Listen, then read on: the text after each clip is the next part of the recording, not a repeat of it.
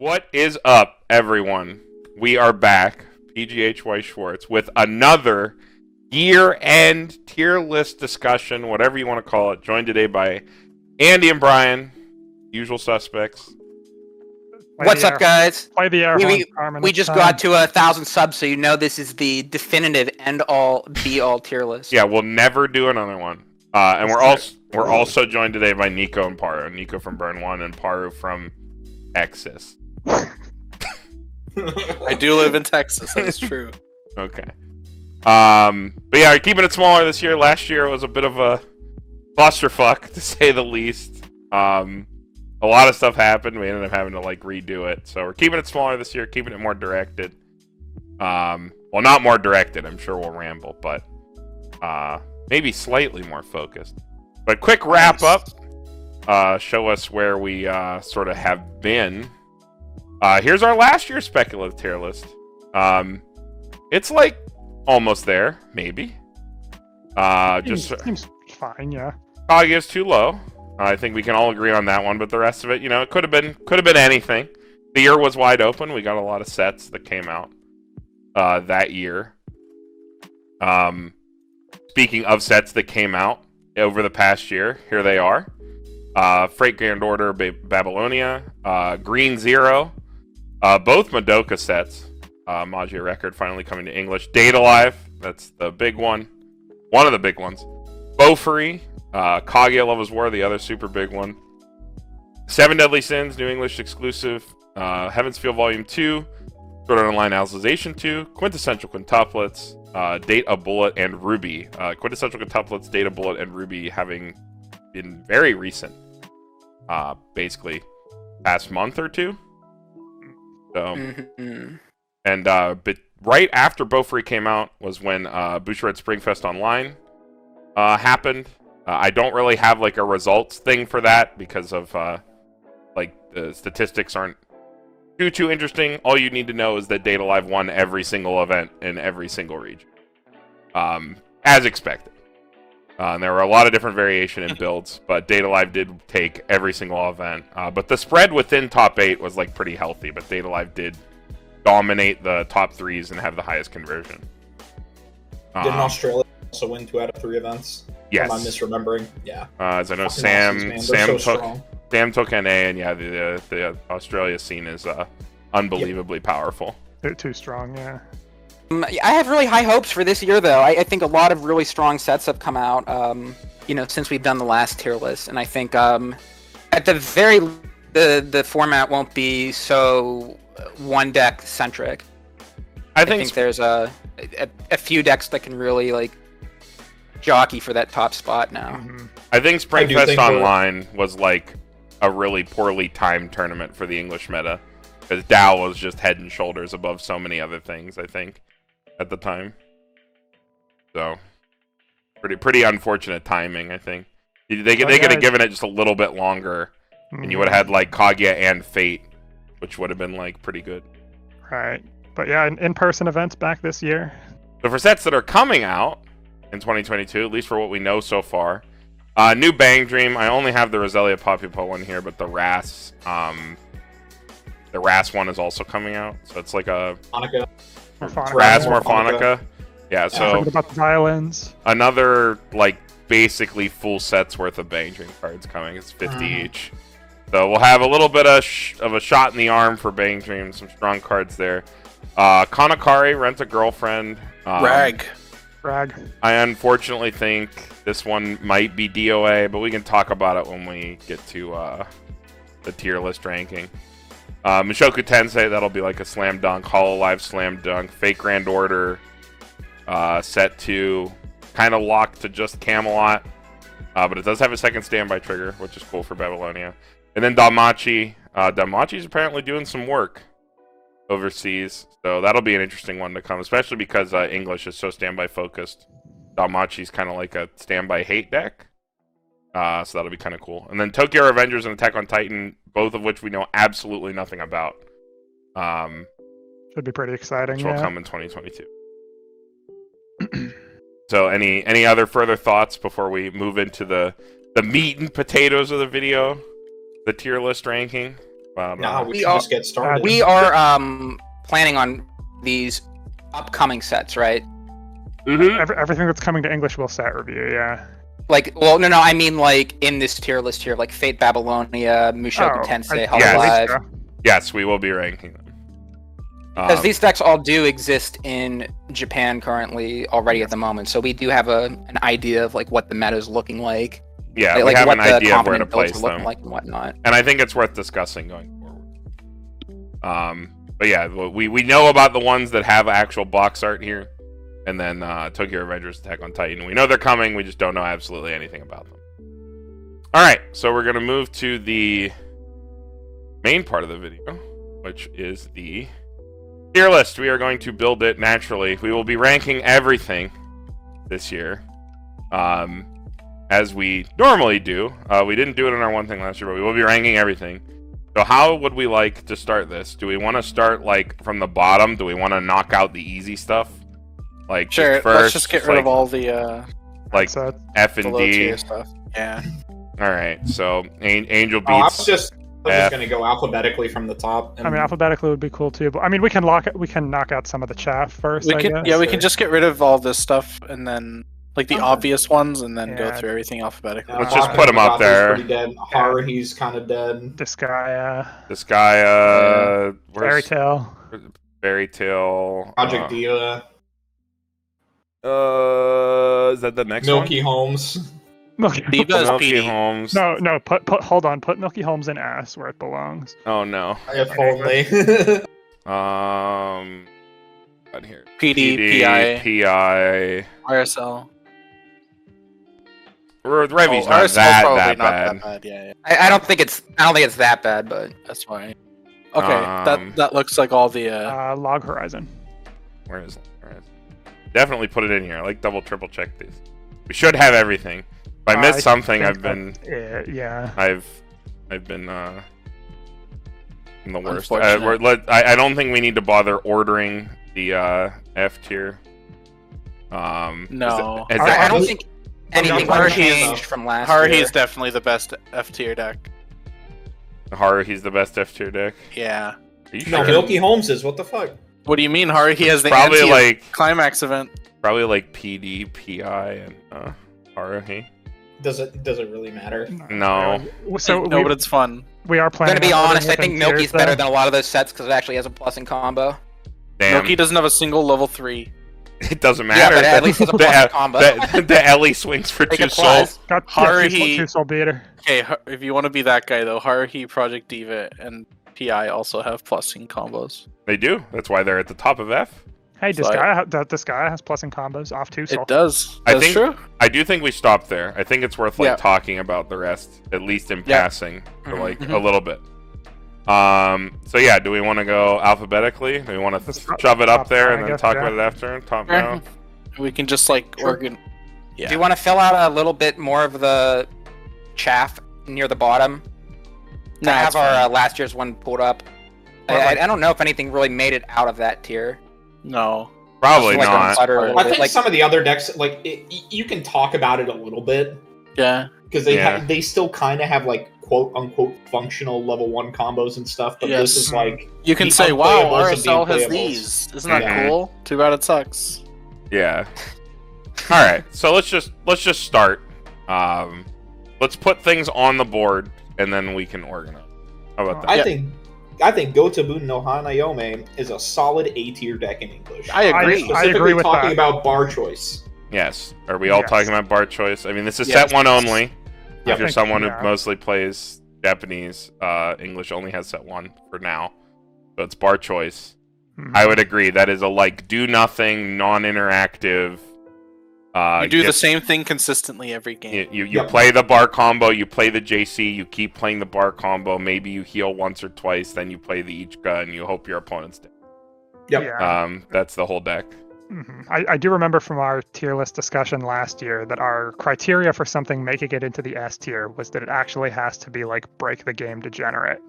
So Yeah, or like break the game degenerate, or like forces you to like build considering that deck. Yeah. So with that in mind, I think Quince as a do nothing, do your game plan consistently, play fair every game. fits pretty solidly in the A tier. Yeah, I agree. Yep. No. I think I'm on qualms board from with me. that, at least for the moment. I mean, it's kind of tough to talk really in depth about anything until we kind of get it all like. Yeah, then we Until we can get talk. some stuff. on Let's the board get some anyway. stuff on the relatively, board. Yeah. Maybe we just go top down. Like, what's like the super broken stuff that's kind of like warping everything else around it? Because I do think there is some of that happening still. Yeah, I guess I throw, I throw think there things on is the a board, direction the then format is. throw things on the board, then deliberate within tiers. Maybe. I guess we can like at least throw like A and S and A tier, and then we can throw some of the other stuff on there later and talk about it. Alright. So I guess for S tier we can start with like Kaguya. Yeah, Kaguya, Mushoku. I don't think anybody is contesting Kaguya S tier, correct? I am personally not, and we're talking about Standby Door.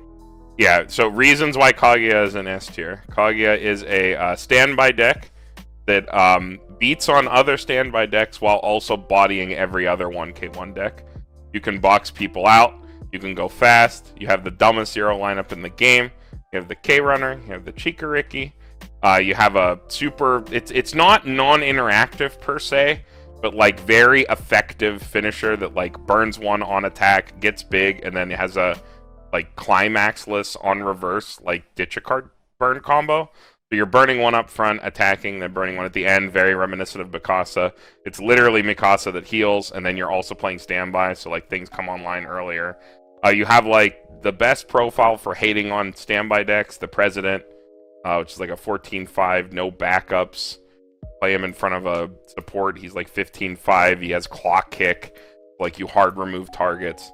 It's just the best position deck now. Like basically, period. Does anyone want to challenge that? I'm personally fine with everything you said. Seems fair to me. Yeah, we got to explain nothing to why challenge. things that are up there. Like if you want to explain anything about what we put up there, like I can. I don't think you mentioned this. I can also throw in there since they have the 1/1 support. Similarly to Konosuba, they can always, for the most part, maintain hand size. yeah, because they have a resonator that doesn't require them to like hit climaxes to plus hand, Yeah, And then so they have- guaranteed plus every turn. and they have standby to help them plus on board. So you're like building a strong board, and you're always making sure you have like optimal hand size, and it's a stock light deck, so like they can spend their stock to, you know, put them in good deck states, do whatever they need to do, and it doesn't hinder them too much. Yeah. For me, it's really like two pronged. The reason why the Kaguya deck's so good, I think, like the two factors. I think one is it's well positioned, right? Like you were saying, Carmen, the Miyuki early play, being able to get bigger than any standby deck, which is kind of dominating the meta, standby in general.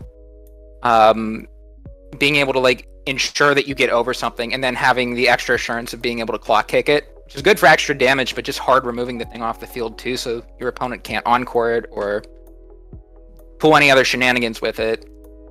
And I think the other thing that really truly sets Kaguya apart from the rest of the pack is the overwhelming card quality the set has compared to pretty much any other set out there right now. The K runner / clean cut is just like one of the best level zeros in the game, period. I mean, there's a reason why the level 0 in this deck got banned in the JP format. Yeah. But Their level 0 lineup's just disgusting. across their the level board. 0 lineup is just so good. Like on the whole, synergizes super well with itself, and every single card is extremely high quality. But then even at the top two, it has such an efficient finisher. Mikasa is just one of the most notorious finishers in English, and Kaguya kind of just does that at the top. It's just basically an improved Mikasa, basically. Yep. They basically improved Mikasa, and they improved the rest of the deck around it too. So. Yep. Kaguya slaps. Next. Just Next, like probably super top tier deck up here, Data Life. Data Life. I think we should start with Data Live in S tier. We talked a lot about Data Live in our last tier list video, but like basically we're talking about 8 standby. Choice standby is always going to be a thing that runs around. I don't even think Data Bullet changes anything. for Data Live as a whole. It's You going to can be play 8. Ricky. That's about it. Yeah, it's going to be 8 standby because 8 standby is unbanned. So you have the ability to play the Toka 1-0 back row as well as like the 1-1 Yoshino that like makes your board practically unkillable with the fact that it can move it around. So your opponent can't even call your shot to get over something. The second Data Live wins a singular lane, they start using the 1-0 Toka. If they can win the first lane with a backup or something, they start scrying. Very common for Data Live, even on first deck, to only take like 1 attack per turn because of the way the scrying is if they win board. They're very defensively oriented. They're even bigger on defense than they are on offense, which is the one like main weak point of the deck, and it's why Kaguya can do pretty well because they can challenge over them on offense, and the defense, it doesn't really. But Dal does take up on defense better than it does on offense, which is like its one thing that makes it unique. It's like bigger on defense than on offense every time. I'll be the first one to be like, if we're talking about meta warping, I agree Dal is still fairly meta warping, but I think now it's a lot more beatable. I think if you're going to be playing 8 standby Dal, you really need to start upping your numbers on like the Yoshinos, like the Yoshino 1-1 specifically. Mainly just because you're going to have a lot more stuff running around that threatens like your big cards, especially if you want to like save them. Yeah, I think a lot of decks to. Go ahead. No, I was just going to say, I think like the issue now is you have decks in English like 8 standby slime can kind of like, if Dal is swinging into 8 standby slime, it kind of becomes cringe depending on like the board configurations and stuff, because you'll have Gelds, you'll have the crossing arms guy who I forget his name. Benimaru, yeah, that's right. And just stuff like that. And then like with the recent release of Ruby in English, Ruby just kind of says, yo, that's a pretty nice board you got there. Be a shame if I was to just get rid of it all. So, and not only that, Ruby specifically, if they choose to play the 1-0 cost bomb, the blue one, which I think you probably should be running in most of your Ruby lists, they can also lock down your Yoshino, so you can't save any lanes if you even wanted to. Yeah, that card really fucks on Dal. But I still think it's like when we talk about... It is meta warping. Yeah, it's meta warping, so I think it deserves its spot in the S tier. We can move it down. If there are any tiers on this tier list that we order, it's S and A. Yeah. So I think that we leave it in S tier and we move on to put something on the board. For what it's worth, I think Dal belongs in like the first spot in A at the moment. I don't know if I agree. I think it's still like too threatening. Unbanned Dal is so disgusting. Consideration, yeah. That's fair enough. I just think it has a bit more of like a rougher matchup into like the top S and A. It is far more beatable than it was at Bushiroad Springfest Online. I think a big reason for that, kind of piggybacking off what Niko said, like a reason for that, like looking back at like last year's tier list, or looking back at like at all that, there just wasn't as many decks that could challenge something like 8 by on board. Dal just is not as unique anymore in being able to just consistently set up an 8 standby board. There's a lot more competition for that now. 8 standbys, they're just giving that away nowadays. So like almost every new set that comes out has an 8 standby deck. So you're not the biggest fish in the pond anymore, I guess. And that's maybe the biggest fish in the pond, but not the fattest fish in the pond. Yeah. You're not necessarily the biggest board around, easy peasy. You gotta I think definitely until work 8 standby more. Mushoku comes out, it still kind of is, because Dal still has a lot more like defensive options than some of the other decks have, because you have things like Neg-Soul counter, you have things like Free Fresh counter, you have the 1-0 Toka. Your bounce back card is a Brainstorm that also gives cross turn power. Like I think it's still very much like the king of the pond, like, you know. Maybe, but there's a lot more fish in that pond though. You know what I mean? It's not like you sit down and as long as you're not playing a mirror match, you're winning board. It's like you do got to work for it a bit more. If not everybody, but if a larger percentage of decks out there are playing 8 standby. All right, I think we're good to move on for now. I'm gonna hold off. I think we should hold off on the new sets until we get all the old stuff up on the board. Fair enough. So next deck is Fate. I don't know what you guys think about Fate, You think it's S? I think it's A. No, I said is it. I think is it an S tier? I don't know. I don't think so. it's the top of the A tier. I It's think probably Okay. A tier now. Yeah. I think it's literally the best possible deck that you could be playing that's poorly positioned. Like it's the Are most you talking? Which build of Fate are you talking about? either barred door, whatever way you want to play it, like barred door. So Eight door? you're talking about both 8-bar, bar door, and 8-door? Yeah, but if you're playing 8-bar, you're not playing the rider top end. You're playing like Sakura without the rider. Like you're playing like 1 or 2 riders. Because rider doesn't do shit anymore.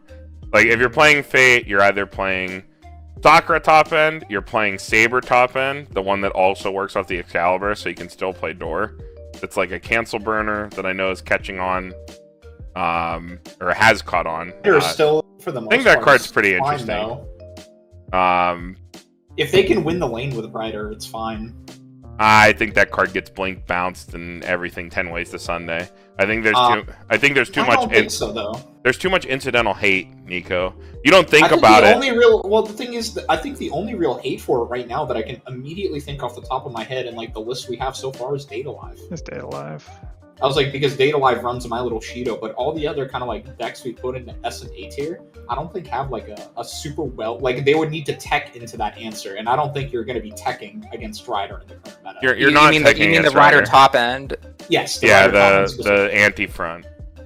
I don't think it's that hard to tech though. I mean, you have stuff like Konosuba and Ruby that can naturally threaten it with clock kicking combos that dodge combat. But like even outside of that, there's other defensive finisher too. Like Meliodas, right? He does all of his damage on the opponent's turn, or a lot of it. Where like Meliodas actually dies to Rider. Yes. Rider's does like, he? yeah. Because Yeah, she he- negs him 4,500. maybe. I mean, I guess it just depends the turn you play it down, right? It would No, it's, depend on it's how the game is going to that You can point. maybe But I don't think combo. there's, I get what I don't think Niko's there's saying. that many answers to it right now. I think it's sneaky how many answers there are. The card already didn't do a lot when you were playing Fate. Like you were banking on the disgusting compression, which unfortunately is all stock, and everything has a stock swap these days. It's a different environment. So it's all stock compression. You get that clean clock compression with the clock on core in your first deck, so you're always hyper compressed. Start free freshing. The free fresh is broken because it's a heal and it's a draw. You're like ripping through your deck. When you're conceding lanes, your opponent's quote unquote overswinging, so you should cancel. But then you played on the rider, and I think there are too many incidental answers when you start looking at it. Even small stuff, like you sit down against Adventure Time, they have Demon Sword. Data Live has the Blinker. You sit down against Slime, a lot of builds are running the what's it called, the King that just bounces a lane.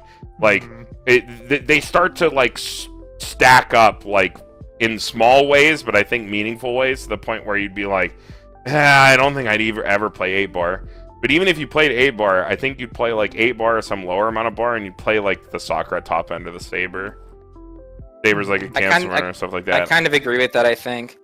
I don't know how many of you guys have seen it, but I know Clock Tower put out a tier list video earlier this week. It was like a bro. I was watching through it, and one of the things that really resonated with me in that video, or the thing that stands out one of the most to me, is that I don't remember which one it was who said it, but that Fate players they thought it was a hot take saying this. I would have to agree with them that it's true, that you got to up your game if you're a Fate player. You can't just do 8-bar rider anymore. I just don't think it cuts it anymore. Definitely not. Yeah. I mean, you just get spicy and you play any of the other Fate builds. If you're playing, here's the thing about Fate, right? If you're playing Azusa, you're playing Free Fresh, and you're playing the Shiro Clock Encore, you're playing a quote unquote broken Fate deck. So just nut up or shut up. You can totally do it. You're just you're setting yourself up for pain because you don't deal with standby very well. You're one of the best 1k1 decks the game has ever seen in terms of the tools that you have. You just don't deal with standby at all. You're just out of your element, which is why I said it's like the best poorly positioned deck that exists in the English meta. And I think that's the way to look at it. I don't know. I'm a notable Fate pessimist. I think Fate kind of low key sucks. Like, Damn.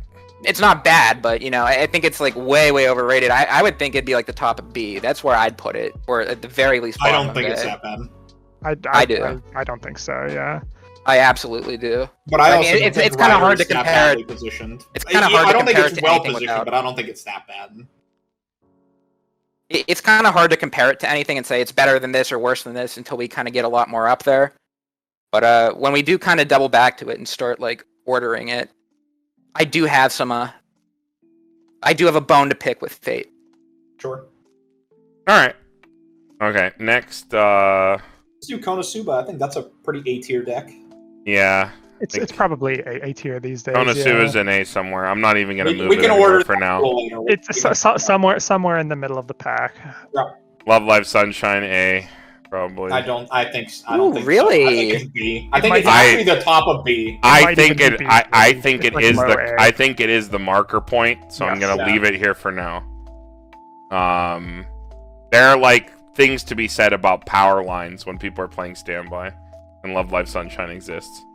But we can get to that. Yeah, I think Ruby's an A. I think it's towards the top of A at the moment, actually. Yeah, Ruby can be. Zero is Adventure Time probably is A. also pretty A. 3-0. 3-0. Yeah, probably solid A tier. Adventure Time. Oh yeah, that's right. Solid A. Adventure Time. Adventure Time. Slime. So I Where- think Slime is actually S.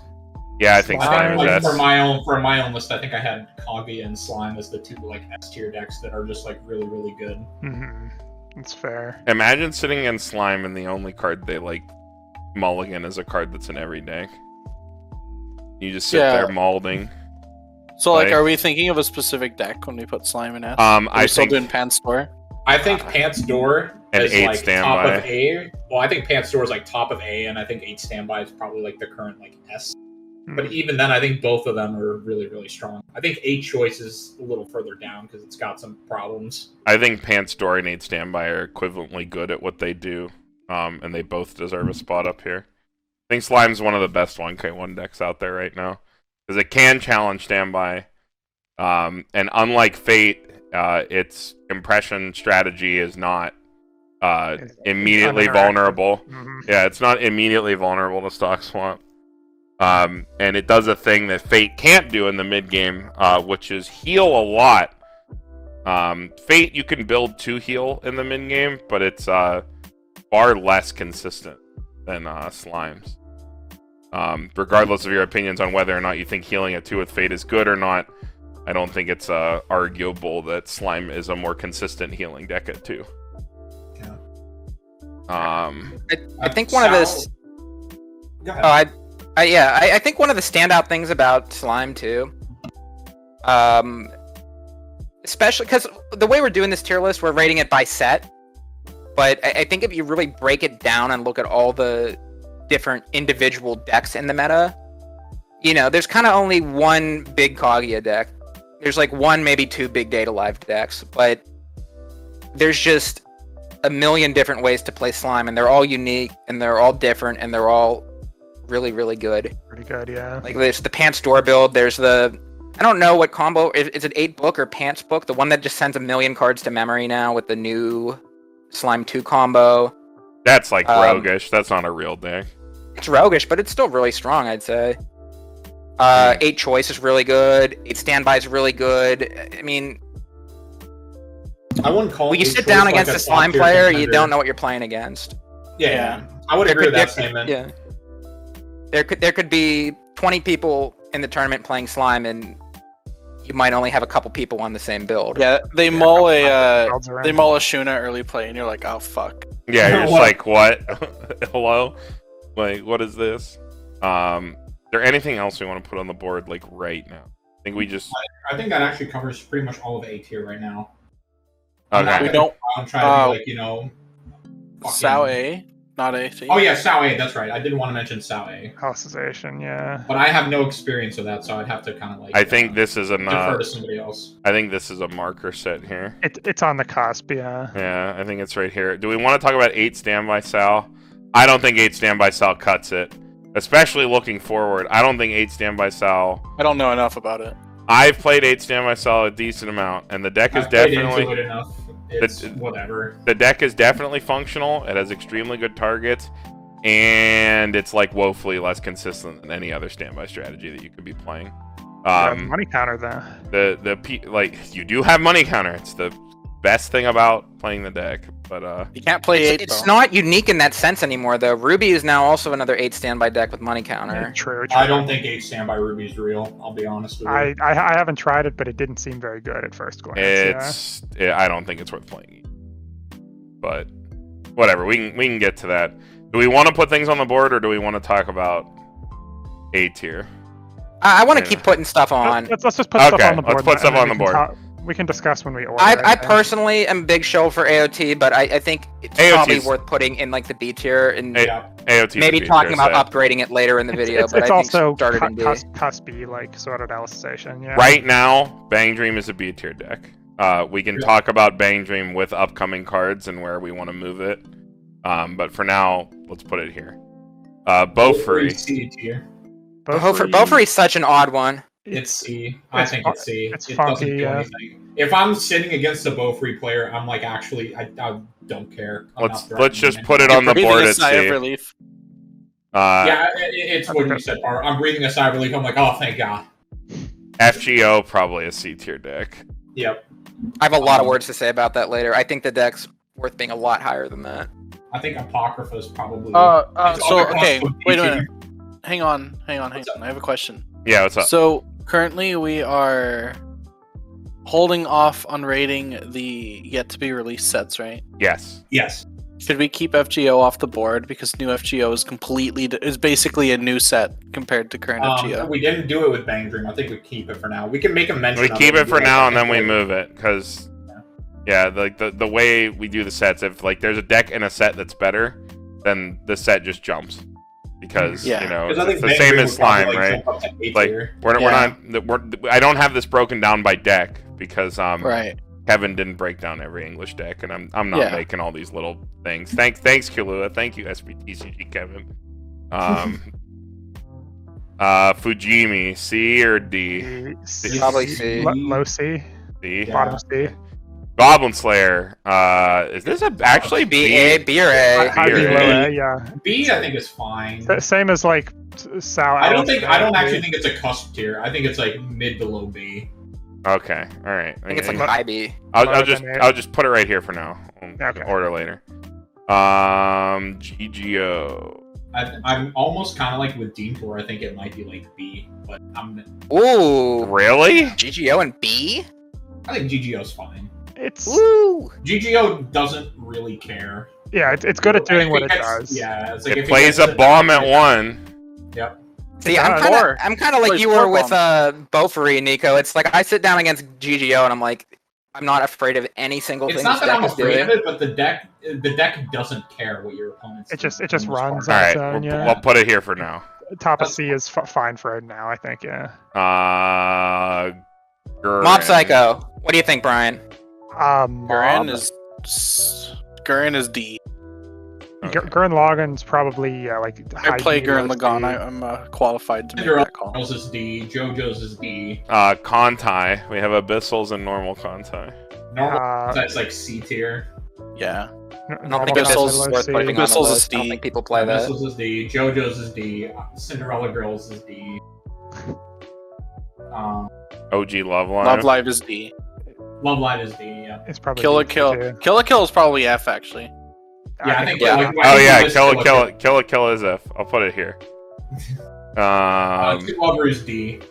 No Game No Life. You love her D? Yeah. I don't think it's C, dude.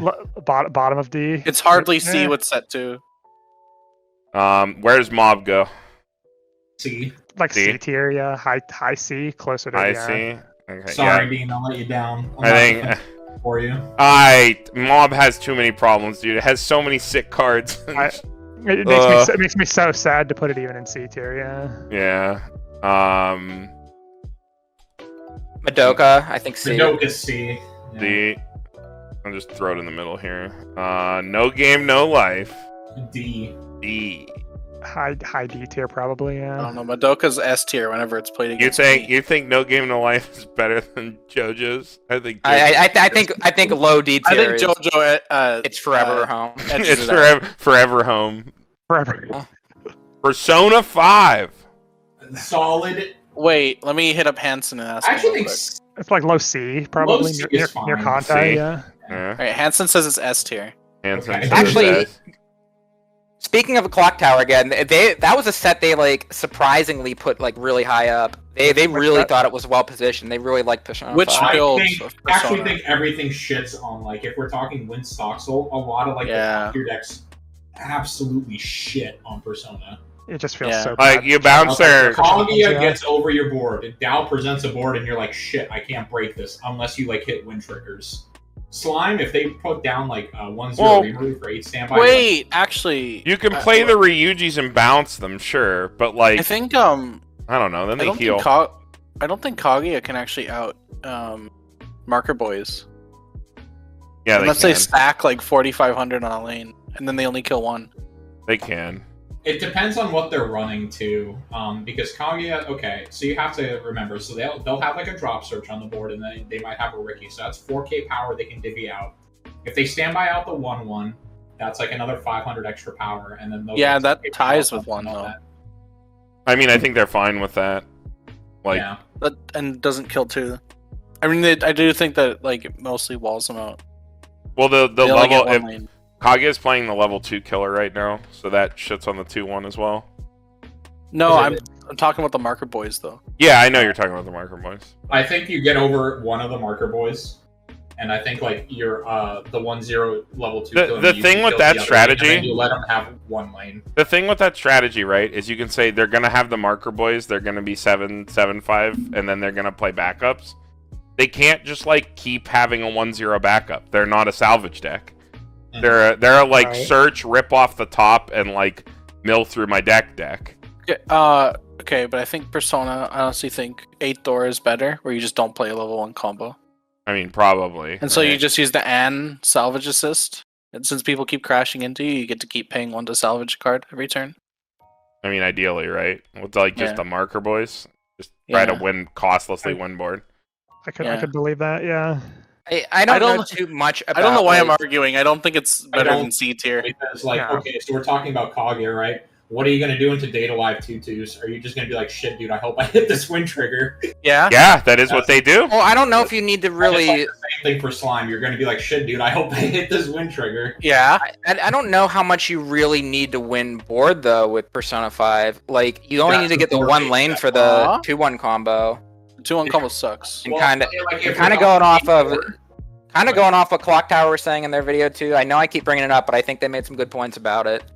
I think it's probably really relevant the fact that the Ryuji finisher, I think that's his Mhm. name. Yep.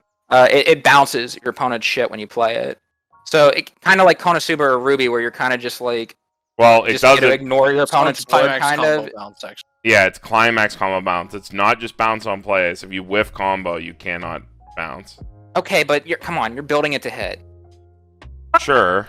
You're not going to build miss your all my fucking decks to combo. hit. It Yeah, doesn't yeah. mean shit. Yeah, I build every deck I play to hit, and sometimes you don't. Yeah. But like, also, you're I comboing, you're bouncing their field, and then think that I don't know. Like, the Joker doesn't even need a combo for that part of it too. Joker so. needs to reverse cards. Joker needs to win your You whole do, board. you do, but if you're bouncing everything with the Ryujis, you only have You're to worry not about maybe bouncing one lane. everything. You're not you You can't play bounce like one. everything. You play like 2 Ryujis or something. Imagine playing How do you Persona get into there? 7 Deadly Sins. Yeah, like how do you get That's there? cringe. Yeah. How do you even get there? I think the set is like literally lacking in card quality to the point where Andy, have you played Persona 5? I played against it, you know.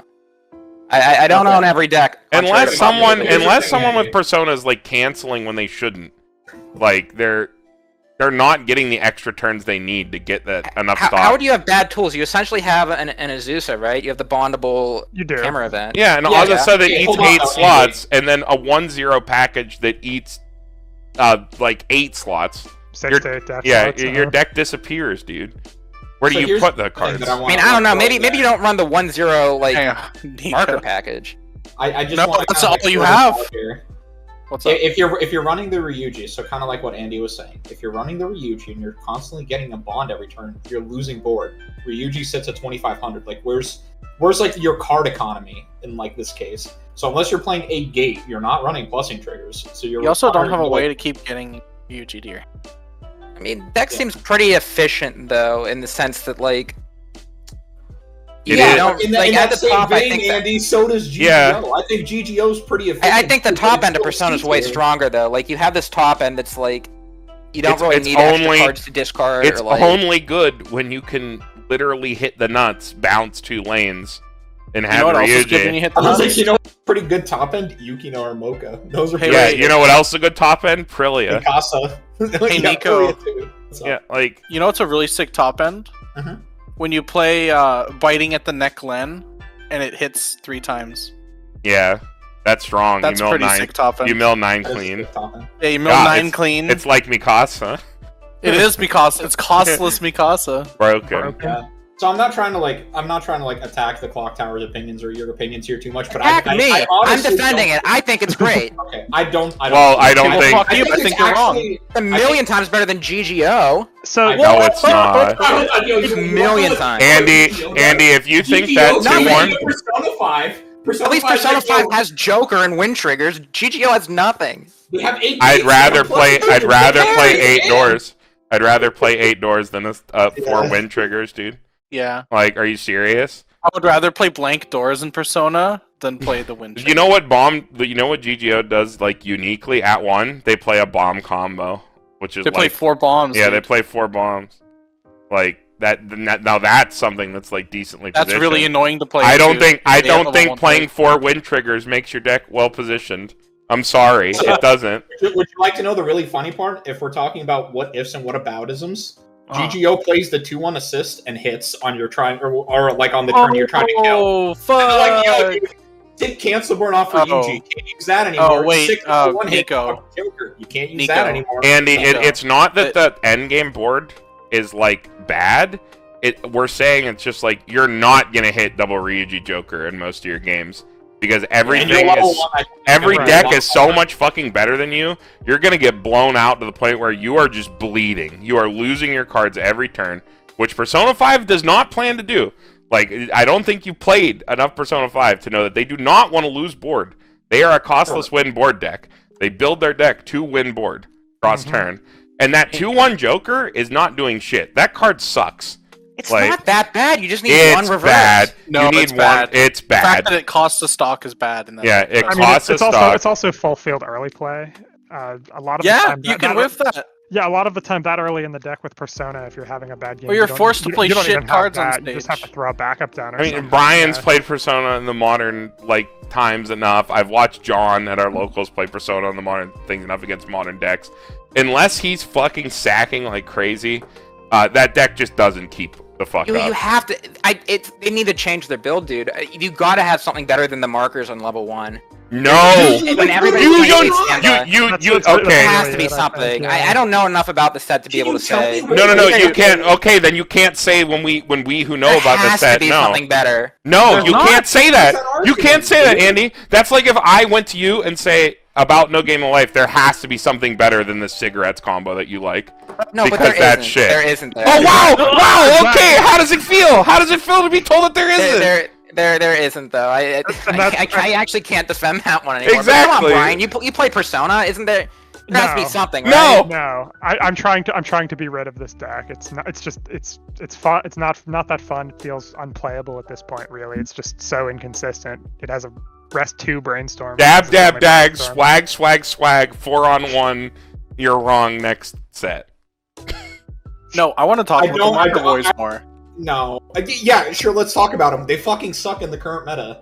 A lot of fucking cards, like, in the top tier sets threaten them, so you can't reliably hope to sit on them. I play a red-yellow level 1.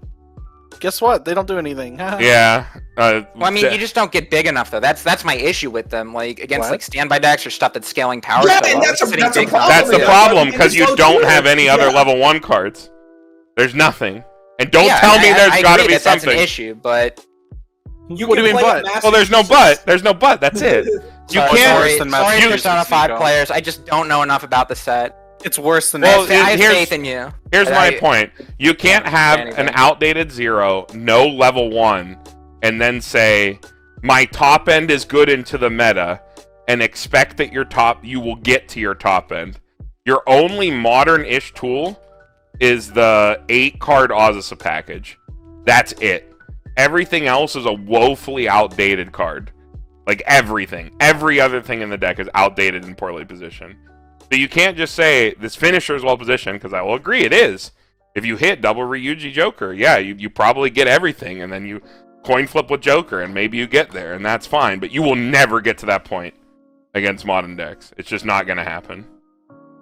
Even something that like doesn't give a shit, like Slime, will fucking blow you up at 1. They hit like power to hit over the marker boys naturally. I was like, no, I think they only hit 7k. So like, if you're at 7.5, you're fine. Yeah. Slime So is safe.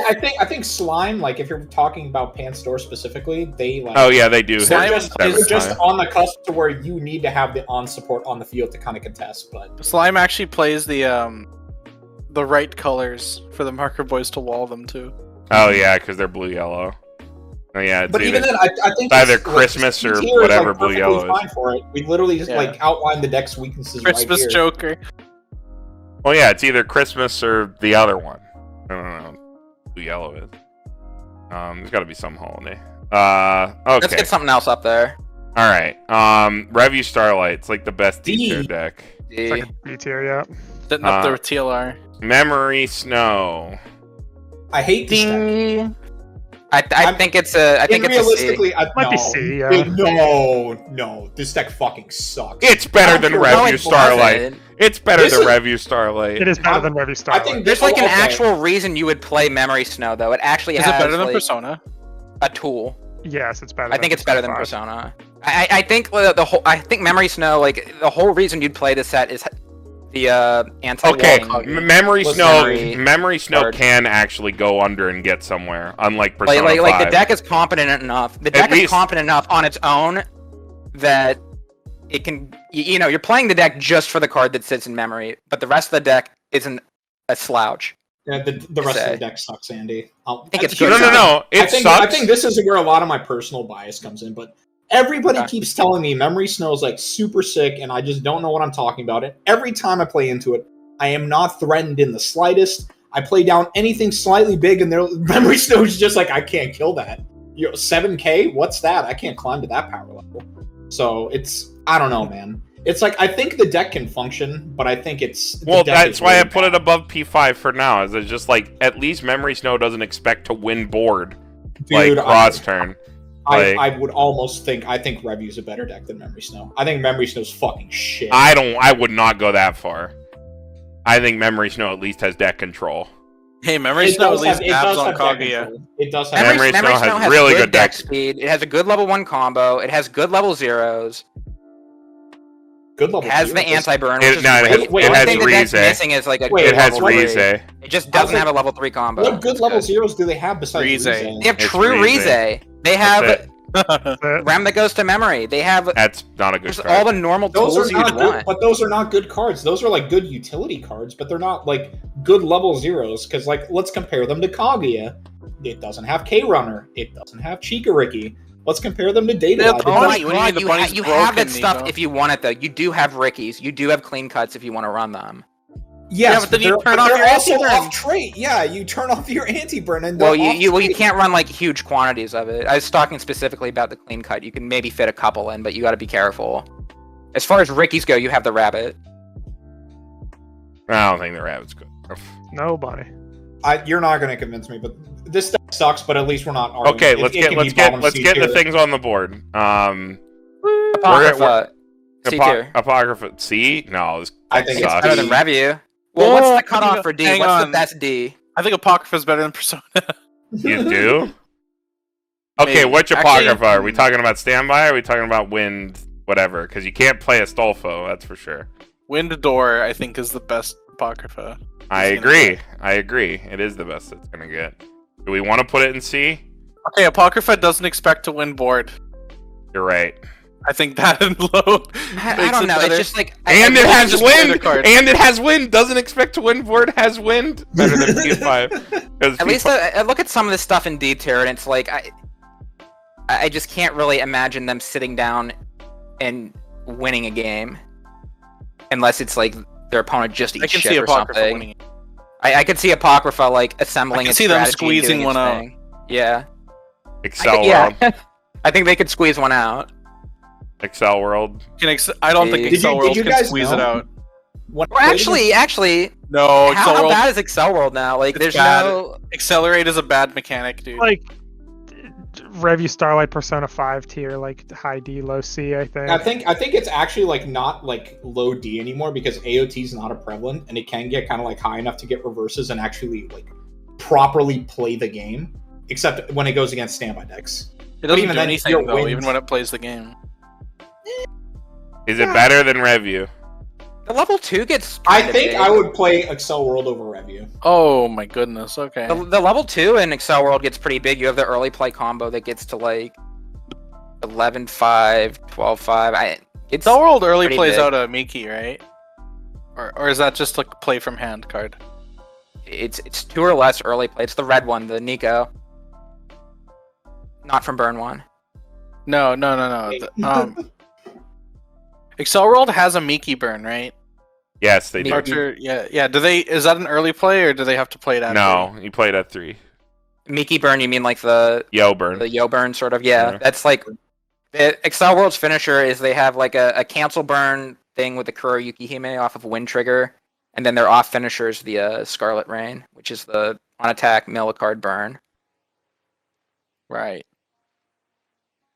Put more stuff on the board. Batman I don't Ninja, care. a solid D tier deck. Probably Oh, towards the dude, bottom. Batman think so. Ninja is possibly better than I- Love Life. Maybe. Maybe It's not F, but it's bad, yeah. It's bad, it's yeah. not good. DCS, probably top of D, It's low C? D or C. I don't think it's as good as I C. think it's It's super CCM. poorly positioned though. I think Dal just wrecks you for free. Nisekoi is DD. the best D deck, yeah. It might be Oh, better that's than Batman. Or the worst D deck. It might be better than Batman. Whoa, Nisekoi has a free fresh. It is better Nisekoi does have a free fresh. and That's early true. plays. It's probably Yeah. better than Batman. Overlord is also maybe D or I think it might be more towards C. Overlord's But it's not- probably- Overlord is probably higher. C. Yeah. Probably low C. It's probably... I think Overlord's better than... Overlord can High. actually like do something. Like when I everything think comes together. I think it's a little past Fujimi personally for me. Really? Yeah, when everything goes just right, Overlord is like really annoying to play Yeah. against. I guess. Normal Sal. Normal Sal is probably C B. somewhere. Low B, B, yeah. C. What is normal Sal right now? Is I it think, 8 yeah, It's I think eight standby. It's like another threshold deck between like B and C tier. Alright. I think I would that's say why is more D. like bar book. D? It's I D. think it's C. I think it's that very bad. low C. I think Bunny Girl is like very low C. It's like I think Ripple it's and, like- I Ripple think and it's- Memory Snow, I think maybe? it's D as fuck. It's DF. This deck sucks. This deck does suck, but It's terrible. I don't think it sucks as Sorry. much as the rest That's of these Card Captor decks. Sakura. SDS, let's go. Seven Deadly It's like Sins. low Probably- B, high C. I think Yeah, it's top- B. bottom- I think it's bottom of B. Top of C, yeah. Mm-hmm. I think it's probably a B tier deck. SDS has like the reverse issue of Persona, huh? Alright, Everything up to level 3 is like kind of just so good. now, ordering. Loose ordering. I think let's start from the top and make this easy. Okay. Yeah. So I think personally for me it's Kaguya, Slime, and if we're gonna keep Dao is the last. Well, is there anything else that deserves to be upgraded to S tier? No. Not I think currently. this is I fine, think for yeah. me Dao would still drop down to A tier, but if we're talking about like true meta warping sets, while I don't think Dao is like a big threat if you're playing a top tier deck, it is most like all the decks are building around like stuff like Dao. So if we're Yeah, talking it about has that, to then stay in sure, S. I think it can be S. I think it's a little bit better than what Niko's saying, but I I can, think I you can have see to, it. Mhm. I can see it below Slime, but I don't know. I think you have to like you can't be greedy, and I think you have to like pivot more towards like abusing the 1/1 Yoshino a lot more. Yeah. Yeah, I mean, well, that's what Japan did. As the deck got power crept, it played more Yoshino. The Yoshino's cracked. The Yoshino's cracked. Protects the board. What about the data bullet builds? Like, there's a lot of different builds of Data Live, just like there is. I think if we're talking about like, the yeah. data bullet stuff, I think it's like mid to low B tier. It's fine, it's playable, but it's not like out there. It's not amazing. Right. If we're just looking at like the best deck from each set, we would still be looking at 8 Standby Dow over Data Bullet. Yeah. Yeah. I wish we had a Data Bullet thing. I'm telling you, I think we can all agree. Well, I don't know if we can all agree. I don't think it matters too much. I think Dab would be like mid B tier. If they're playing Dab, they're playing like Dab. They're playing like a Kotri like pile, or they're playing a bar pile, which is like even less threatening. Like, it's not like you can stop them from doing anything. It's another do nothing deck, and they don't run any of the scary cards except maybe My Little Shido. But Level Down is so like ubiquitous now that My Little Shido isn't even like a card you think about. At least not too much anymore. There's so much level down around, it's like not even a thing you consider. You just go, yeah, my opponent might level down me, and then I have to like kind of finesse it a little bit, keep my board. But like, you have options. But I don't think My Little, like all the dab decks do in terms of crazy hit cards that they play is My Little Shido and like Kotri. And you can't do anything about Kotri. They just rip random cards off the top. Like, you can't like stop it. It's not like a threat. Like, just a non-interactive, non-threat You just deck. know that like you can never like force them to run out of resources or force them to kind of like go low on hand so long as they have Kotri combo available. Yeah, like they can always just rip a new hand the second they draw a choice. Which I'm pretty sure if you're playing against Data Bullet, they will be playing Kotri choice. I think you're kind of griefing yourself if you're not playing Standby. I think I could actually maybe see Dab being like higher B, actually, looking at all the other decks, because I think it's better than Goblin Slayer. I think it's better than like AOT and stuff. So I think the Dab stuff is probably like high B. I think I'd play I think I'd play Goblin Slayer or Alicization over 8-choice Dab. I think 8-choice Dab is fine. I just don't think it's a. I assume we're talking about 8-choice. I don't think I'd play Goblin Slayer because I think it would be like right between like Alicization and Goblin Slayer for me if we're talking. I would play Goblin Slayer just because Goblin Slayer is like a good player deck, if that makes sense, right? Like, I think it rewards like a greater understanding of the game and make good decision making. So I personally would choose Goblin Slayer, but I can see what you're saying. Like, 8-choice Data Bullet is a deck that you can like kind of finesse a little bit too. So, all right, we moving on to A tier. Why don't the decks in A tier deserve to be in S? Maybe that's a good place to start. They're not sure. Not as meta defining, right? Like, yeah, I was like, when you're playing and when you're like constructing your deck. Similar to why I think I guess I kind of sort of convinced myself to let Dow remain in S tier. When I'm like making a deck nowadays, or like for English, I'm not really caring so much as to what the A tier decks as so much like what the S tier decks do to me. Outside of maybe randomly Adventure Time being like, oh, I have Demon Bloodsword. So. Whoa, that's toxic. I mean, not all Adventure Time players sound like that. I have been known to be a believer. We're about to talk about it because I think that's like a big talking point for AT. But I think let's leave Fate where it is, and if we want to put something over Fate, let's I think kind of discuss why. Aside from just saying everything, I think Konosuba is like top of A tier. I disagree. I actually think Ruby's probably like closest to Fate. I think Ruby's actually top 5 right now for English. I think Ruby's up there. I could see it. The TD combo. Okay, when we're talking about Ruby, I'm talking about TD level 1. I don't care what you play at 3. I really don't care. If you are playing the shell with the TD combo, I don't care what top end you're playing. I personally think you should be playing like Ruby or Cinder.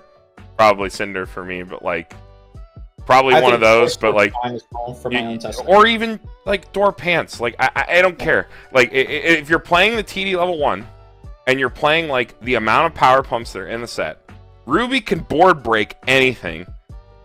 like I've done testing of like Ruby into Mushoku, which is one of the biggest boards that can exist in either meta at 1, and Ruby just cracks over anything with ease.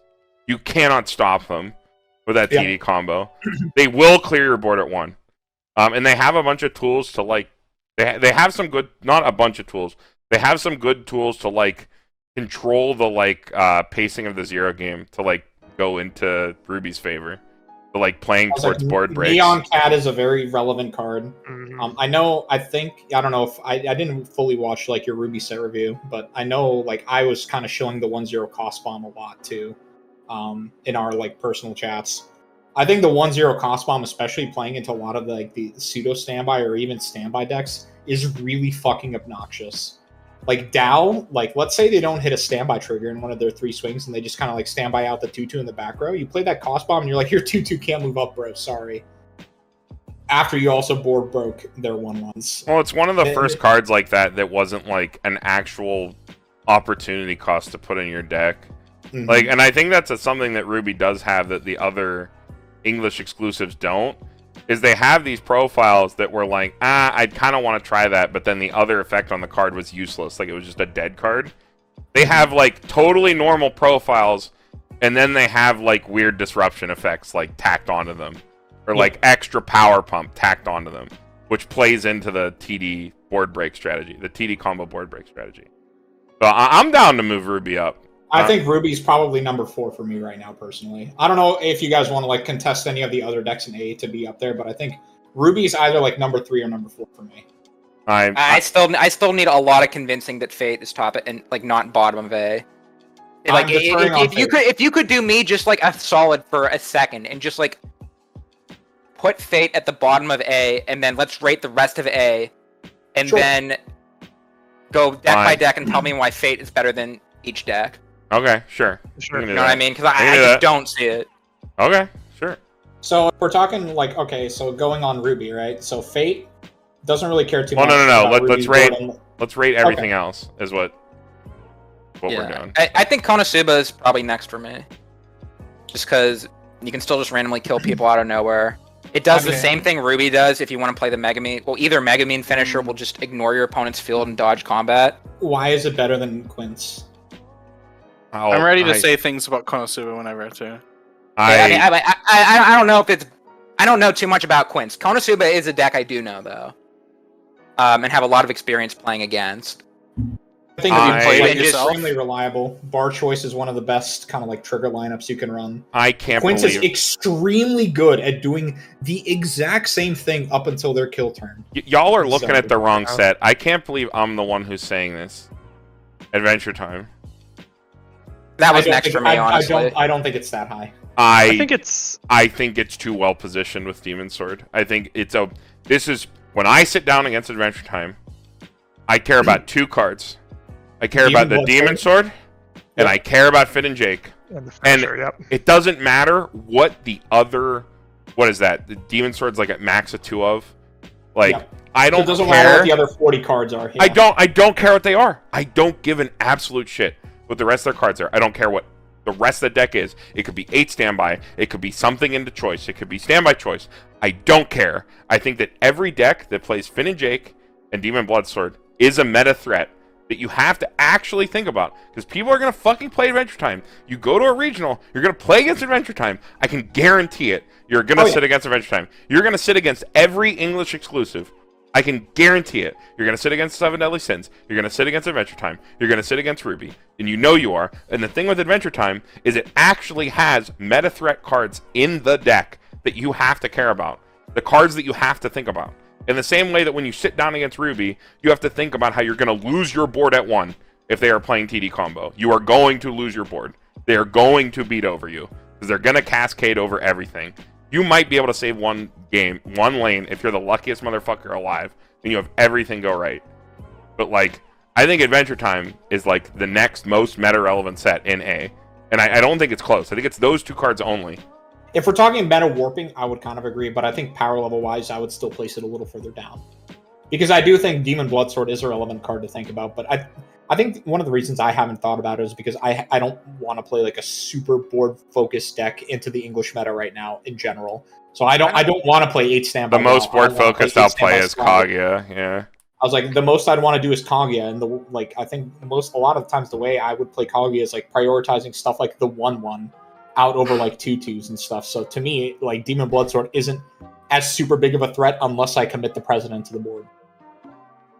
I think it's more like it's Finn and Jake carrying the deck on their back. I think I think that Attack on Titan still has the most destructive finisher in English, right? Like if you can get multiple Finn and Jakes off, isn't that like the best thing you could be doing? Attack on Titan just straight up better than Finn and Jake? No. Or no, the other way around. Finn and Jake is just straight up better than... The numbers on Finn and Jake, I think, are better than Mikasa, yeah. Not needing reverse. Kaguya is just better than Mikasa. Like, if we're talking about the card. I think Kaguya is just straight up better. Kaguya is better than Mikasa. I think Finn and Jake's a better killer than Kaguya is. Okay, then why did you say that Attack on Titan was the best or most destructive finisher? What do you mean? You just said Mikasa was the most destructive. Well, I said that like this beginning of the video when I mentioned just now. It just came out of your mouth. I can replay the voice. Unless you meant Adventure Time as opposed to... I meant Adventure Time. I'm sorry. I was probably thinking AT and AOT, and I might have got them confused. Okay. But that makes a little bit more sense. Yeah, I do think Finn and Jake is like super duper scary. I agree with you 100%. Damage. Card's nuts, yeah. If you don't have like one of the two outs of the card, it is like unbelievably scary. Like it's what money counter and memory kick counter. Those are your only outs to Finn and Jake. Yeah. Without either of those, which decks do have the ability to play. Like most of these decks do have the ability to play either of those. The card's unbelievably scary. Like even Chip doesn't stop Finn and Jake because it's just a burn 2 end of attack. So like even if I can't refer to that. I just have to say Adventure Time. I can't use like the you just I get so confused with that AOT AT blah. Yeah. With Adventure Time, I think like even if you're not winning board, even if the game doesn't go your way, as long as you have like we're able to build a little bit of stock and can get a couple Finn and Jakes off, you can cheese your way out of anything. It's just like so threatening. Even if I'm a deck that has the tools to like stop Finn and Jake, what is stopping Adventure Time from like playing Margaret and whoever? I don't know the name of that card. The Bonder. Joshua and Margaret. Ditch bonding Demon Sword. Pay 1 bond. They have 6 stock, right? This is like the hell scenario. Like my opponent goes in with like 5-6 stock. They like play Joshua and Margaret. Ditch bond the like fucking Demon Sword. They like pay 1 bond to Finn and Jake from their grave. Play 2 Finn and Jake. Like pay a Demon Bloodsword. Like pop my board. Trigger 2 choices and I just die. Like that is something. Seen it happen. Yeah, I've seen it happen multiple times too. Like it's literally like they can just come back from anything. I do think Andy's right there, but I think it's a combination of the cards. It's not just Finn and Jake. I think Demon Bloodsword is like one of the scariest cards. Right it's I Wormhole. do agree. Wormhole's good. Yeah, Bounce 2 is pretty good when most or all of the S tier are standby decks. Or at least playing for board at all. Like even Slime, like door pants, like they're playing for board.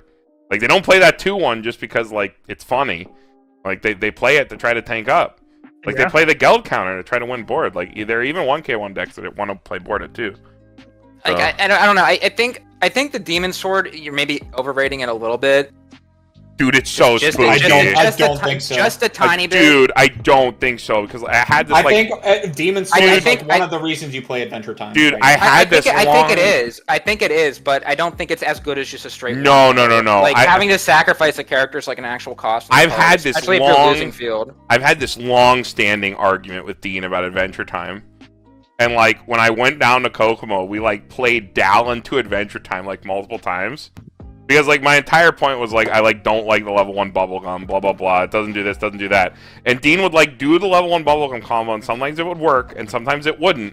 But it literally didn't matter what he did for the entire fucking game. Because I would be being Dal, doing my thing, and then he'd be like, "You lose your 2 lanes," and then I'd like try to rebuild the next turn, and then he'd play it again, and he'd play it again, and he'd play it was again. funny. Nico sat there and watched it happen, so and it was like, and I was like, literally the I saw only card Carmen in your get deck. humbled. I was like, literally the only card in your deck that is winning you this is the Demon Bloodsword, and it's not even the thing that we're arguing about right now. We're arguing about the bubblegum, and it's this Demon Bloodsword that's just kicking my ass.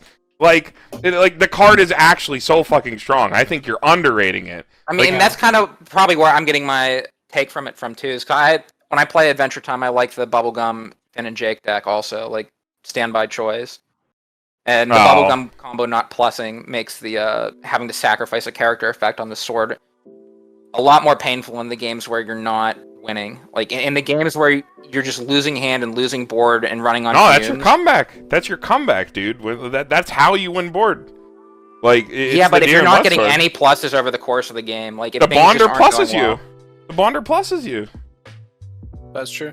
The Bonder literally gives you a card. That's like part of the reason Demon Bloodsword's so dumb. Like the Bonder literally fuels the card itself. Like, and you get to run super lean on it. You get to run like a 1-1 split, and it's just like always online. It's so obnoxious. I'm not saying the card's bad. It's a small grievance with a very good card. All right. Anyway, so what's over AT? I'm down to see. I could see AT at 3 at lowest, but I don't think it's fucking go to boon. It's not Quince, yeah. I could see I think Konosuba. I could see Konosuba at 2. Konosuba. But I think the problem with Konosuba right now is like the more meta build is like you have a really rough matchup into like the standby meta with you have to open double door. Okay, go ahead. I'm ready Paru. to talk about. Go I'm off, ready King. to talk about how Go bad off, King. Konosuba is. All right, pop off, King. Go off, King. All right, so for 2020 and 2021, I have played almost exclusively Konosuba. And I'm sorry. The deck just has so many fucking problems. Let's go over them really quickly. You have really low power throughout the entire game. At level 1, you can get a single lane to 7,500. People will say, "Oh, but you can just side things forever," and that does sound really cute until you realize that your opponent is just plussing and plussing and plussing. And if your opponent's good, they'll stop clocking. Yeah, your opponent will stop clocking eventually. You will fall behind in damage. You have no way of your level 1 combo gives you no selection. So if you just play like your 3 level 1 combos and you don't trigger a door, you don't have anything going into level 2. So then you have to pay stock. Konosuba doesn't have a lot of extra stock unless you resolved multiple aquas early in the game. So everything has to go right for you to have like a normal game. And then you get to level 3 and you play your combo and then your opponent doesn't die because Foreclosure doesn't do anything anymore because none of these decks actually need stock. Like in large quantities. So you do your combo and then you die to literally anything because you've blown your entire load and wasted everything trying to hit your opponent from 2-4 to dead. I think a lot more has to go right when people are tanking up at 1 as hard as they are right now. Because it used to be like, okay, even if Dow's playing 8 standby, I can probably get 1 lane, side over 1 lane, and maybe play a bomb or something, right? Like maybe it's okay. But I think things are tanking up so hard across the board, or are just actually so I don't give a shit tier that it almost doesn't even matter. But I don't know. Before we make the verdict though, is win choice worth talking about? Because I think it kind of is. Because I think win choice is still it's got its own set of problems, but it's still pretty good. It might actually be the best. So list, I think it's possible. Yeah, I think it's possible that win choice right now is actually better, just because you're actually building up to something, and you can be that can be really threatening at level 2, and you can still play Fumio Burn 5. Yeah, and you still get to play the stuff that kills people. Yeah, there's nothing stopping you from playing the thing that actually killed people, because Megumin never killed people. It was always Fumio Burn 5. But how is that not just the worst position thing ever? Look at the stuff above you. You have Ruby, who just it's a counter pick matchup almost. Okay, Ruby does the same thing to the... Stayed Alive blinks all your shit and you lose your markers. The thing and is with everything. Ruby is like you're You don't need the constantly trading markers. boards in like my eyes. The markers don't Because actually Ruby do will anything. kill your board, but you kill Ruby's board. Yeah, The okay, markers so don't do anything for darkness, Andy. They're literally just like free. They don't do anything. So the card you lose getting your blinked. burn one, that's all. You lose your burn one, but you still have the power on board. And if you have the you can actually play for board at 2. You can have like 13Ks, 14Ks pretty easily. Yep. Which is why you're saying it's like Wind Choice might be the better position deck because it has a stronger mid game. Unlike the other deck, which punts the mid game, which is really, really bad right now. To completely punt the mid game. The other things, like for win choice, is you don't have like a lot of, I guess, color competition at level 1, so you can like freely run Darkness Kome and stuff to help you with deck speed and to help you find climaxes. I think Yeah, that the is a biggest, boon. I think the biggest problem with that deck is the fact that like Kaguya just happens to play like the best out to that deck. Yeah, it does. Yeah, it does. Like if Shirogane didn't exist, I think Wind of Choice would be like actually just really fucking sick right now. yeah, But the fact that Shirogane dumps on Shirogane it. exists and it happens to be in like the best deck. Well, you can't Pretty even rough. play. You can't even play more defensively because when I was playing that deck, like I was also like playing tap counter. Like I was and I was like trying to like slot into either. Okay, I'm like gonna pivot into either defense and looping my darkness combo, or I'm gonna kill him. But I think the other big problem with that deck in English that a lot of people always forget about, you don't have the other drop searcher. You have really poor selection for non-worries in that deck. Yeah. Like really, really poor selection for non-worries in that deck. Because your one selection card, which is the Darkness back row, where you can ditch a copy of yourself to salvage any adventure or magic, or whatever you want. It's like any character. Those delete themselves from your deck if you're playing the deck normally, because they become markers and they disappear. So like you have really bad selection for non-worries without that drop searcher, because you only have the double drop search at that point. Which like saying only double drop search, like oh no, oh no, card's broken. But like you know what I mean? Like the deck is a little bit gimped in English compared to Japanese. I think that card's really important to that deck. But I'm down to like say that that's like the better Konosuba deck right now. It probably is better position. You still get to play all the broken stuff. You get to play Foreclosure. You're more consistent in having Foreclosure too, because you like trip into it, right? With the top check 3s. Yeah. Like one of the other things though that I thought about though is, doesn't Darkliz just kind of get shat on by Demon Bloodsword? yes, Yep. yes she does. So AT might actually just be slightly better there. Like I again, wanted to ask a question real quick too to Paru. You said you've done a lot of testing with Konosuba this past couple years, right? Past year. Yes. I have the deck quote unquote Almost maxed. Yeah. Okay, yeah. You said you were having some problems with the level 1 combo, like not getting enough stock, just not doing enough. Yes. What do you think about Bunny Girl Union? Have you What? messed around with that at all? I think that you're gonna play against Dal, or you're gonna play against Slime, or you're gonna play against MTI, or what else do we got? Or Quince, or Goblin Slayer, or AOT, or any deck really, and with a card over 6k. Or no, sorry, what is it? A card over It's 5k. 7K. Right, so your opponent has 6,000, anything yeah. over 5k, or they have JC, or they have a way to bounce, and you lose. I don't think anything has JC. Except for Quince. Quince does. Quince and Oh, they Sal. Quince Yeah. and Sal. And then what is it? Union can't break the boards of like Okay. Standby Slime or Yeah. Dow. What do you do against Slime? What do you do against Dal? What do you do against MTI? Well, you're talking about just like 8 standby. in The gap- particular. The gap between 7. Yeah, Here's the talking gap. about the good decks. The gap between 7 and 7.5 right now is enormous. Yeah. It's Hell, Hololive actually plays insane. a JC in one of their builds. Well, Yeah. I mean, one of the things I'm like getting at though is like you were already saying you were having trouble with the Yes. pop back Oboro combo against 8 standby. So how you- would yeah, but Union? at So least how would Union Okay. be any better? Yeah. So well, I'm at least saying, Hololive is saying giving you that something. Union just loses to 8 standby. I don't think is much of a argument when the Oboro combo sounds like it But, loses okay, there too. Sure, The I mean, Ouroboros- we can run it through like deck Okay. by deck. Okay, so Kaguya, before they ran into the level 2 killer, they played like stuff like the 1-0 Miyuki. That's 7-5 level 2. Okay, so you lose against that. Sick. Slime 8 standby. They can just like unless you triple union, they have a Geld to save one of their lanes, and sometimes they'll even trigger another standby to where they'll have a Geld in the Or front they'll row. just pay 3 and Geld twice. Yeah. Some absolute mad lads play 1K backups too.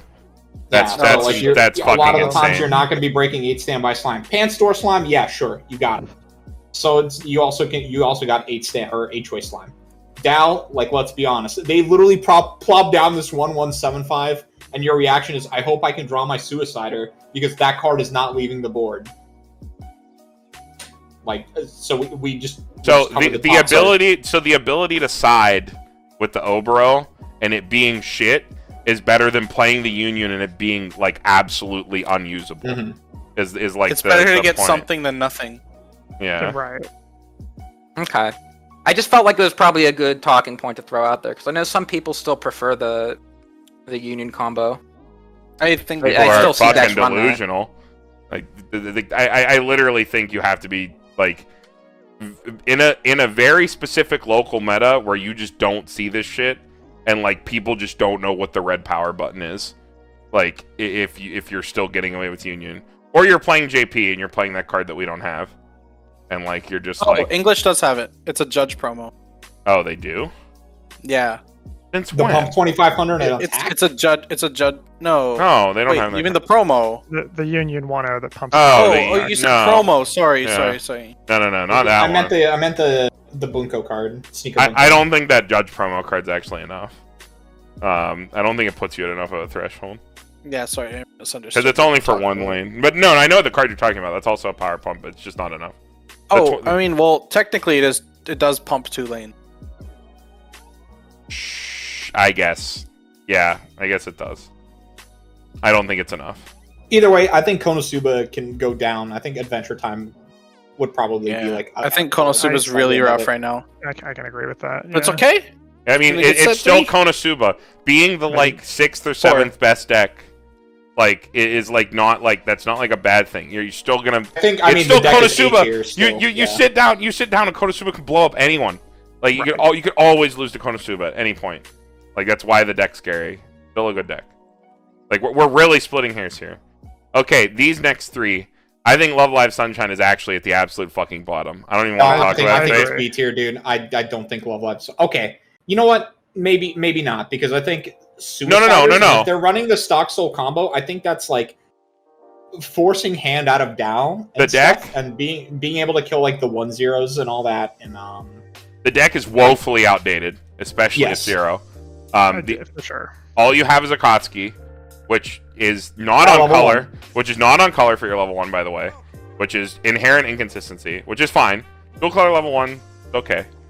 It's like not that big of a deal, but it is like a hit against it. The only reason I don't want to drop it to B is when people are playing standby, being a 1k1 deck that can burst out massive lanes is like relevant. Sunshine does hit Sure. really good power, like on And offense and defense. Defensively, Too. you can back up really big as well. And then if you can keep around even one lane after like threatening to run over your opponent's lanes, when you have stuff like Kanon, like you're theoretically pushing extra damage for Yo, despite my snake bittenness with it. That is a thing that the card does. I am not willing to drop it to B because it can be relevant in a meta like this where power is important. Because like power is the only other thing that card does that deck does other than Miki Burn. And it is playing a bomb at 1. Which despite being not a great card is like right now, it is still a thing, right? They'll cheek a combo. So I don't want to drop it to B just yet. Does anyone have like a counterpoint to that? To be like Sunshine sucks, because I'm ready to say Sunshine sucks, but I can't drop it to B. I'm like, but the thing is, like, I would use your argument. It's like I think it's too outdated, but like, for me, it's like it goes to top of B, right? So it's not that big of a deal. I I do think it has like some exploitable weaknesses. Yeah, I mean, I think I consider it closer in power level to Goblin Slayer and Alicization than I do to like ReZero and Fate. Well, one thing to let me take Carmen's side here for a second. Like, I think out of like anything else in B tier, if you're looking at all those B tier decks, I think, and even again comparing it to other decks in A tier, like whether or not some of the tools are outdated, whether they run low on level zeros, they have outdated tools, they don't have a true top end combo, running bad climax lineup, whatever, right? I think look at almost any set on this tier list, and I think I would be most afraid of sitting down against Love Live Sunshine, or it would be like up there for me as like even knowing they have outdated tools, even knowing they have Chica, you scary. inconsistencies, it's just shit. Level 2's coming, and they have Chica Yo. Chica Yo scary, dude. You sit down against the strong player, and they go, I'm really We'll compressed. reveal level 3. All Yeah. I do is check level 3. I check level 3 and I cancel. That's the strongest level of Sunshine player. They do just kind of murder you sometimes. You Like even setting aside outlier games where they either brick their reveals, It's fucking hit all level Tron. zeros, or hit all level 3s. It's fucking Tron, dude. It's fucking It is, Tron. yeah. It's like yeah, it's like it can just win any game. Even the matchups you're supposed to lose, you can still get them. yeah.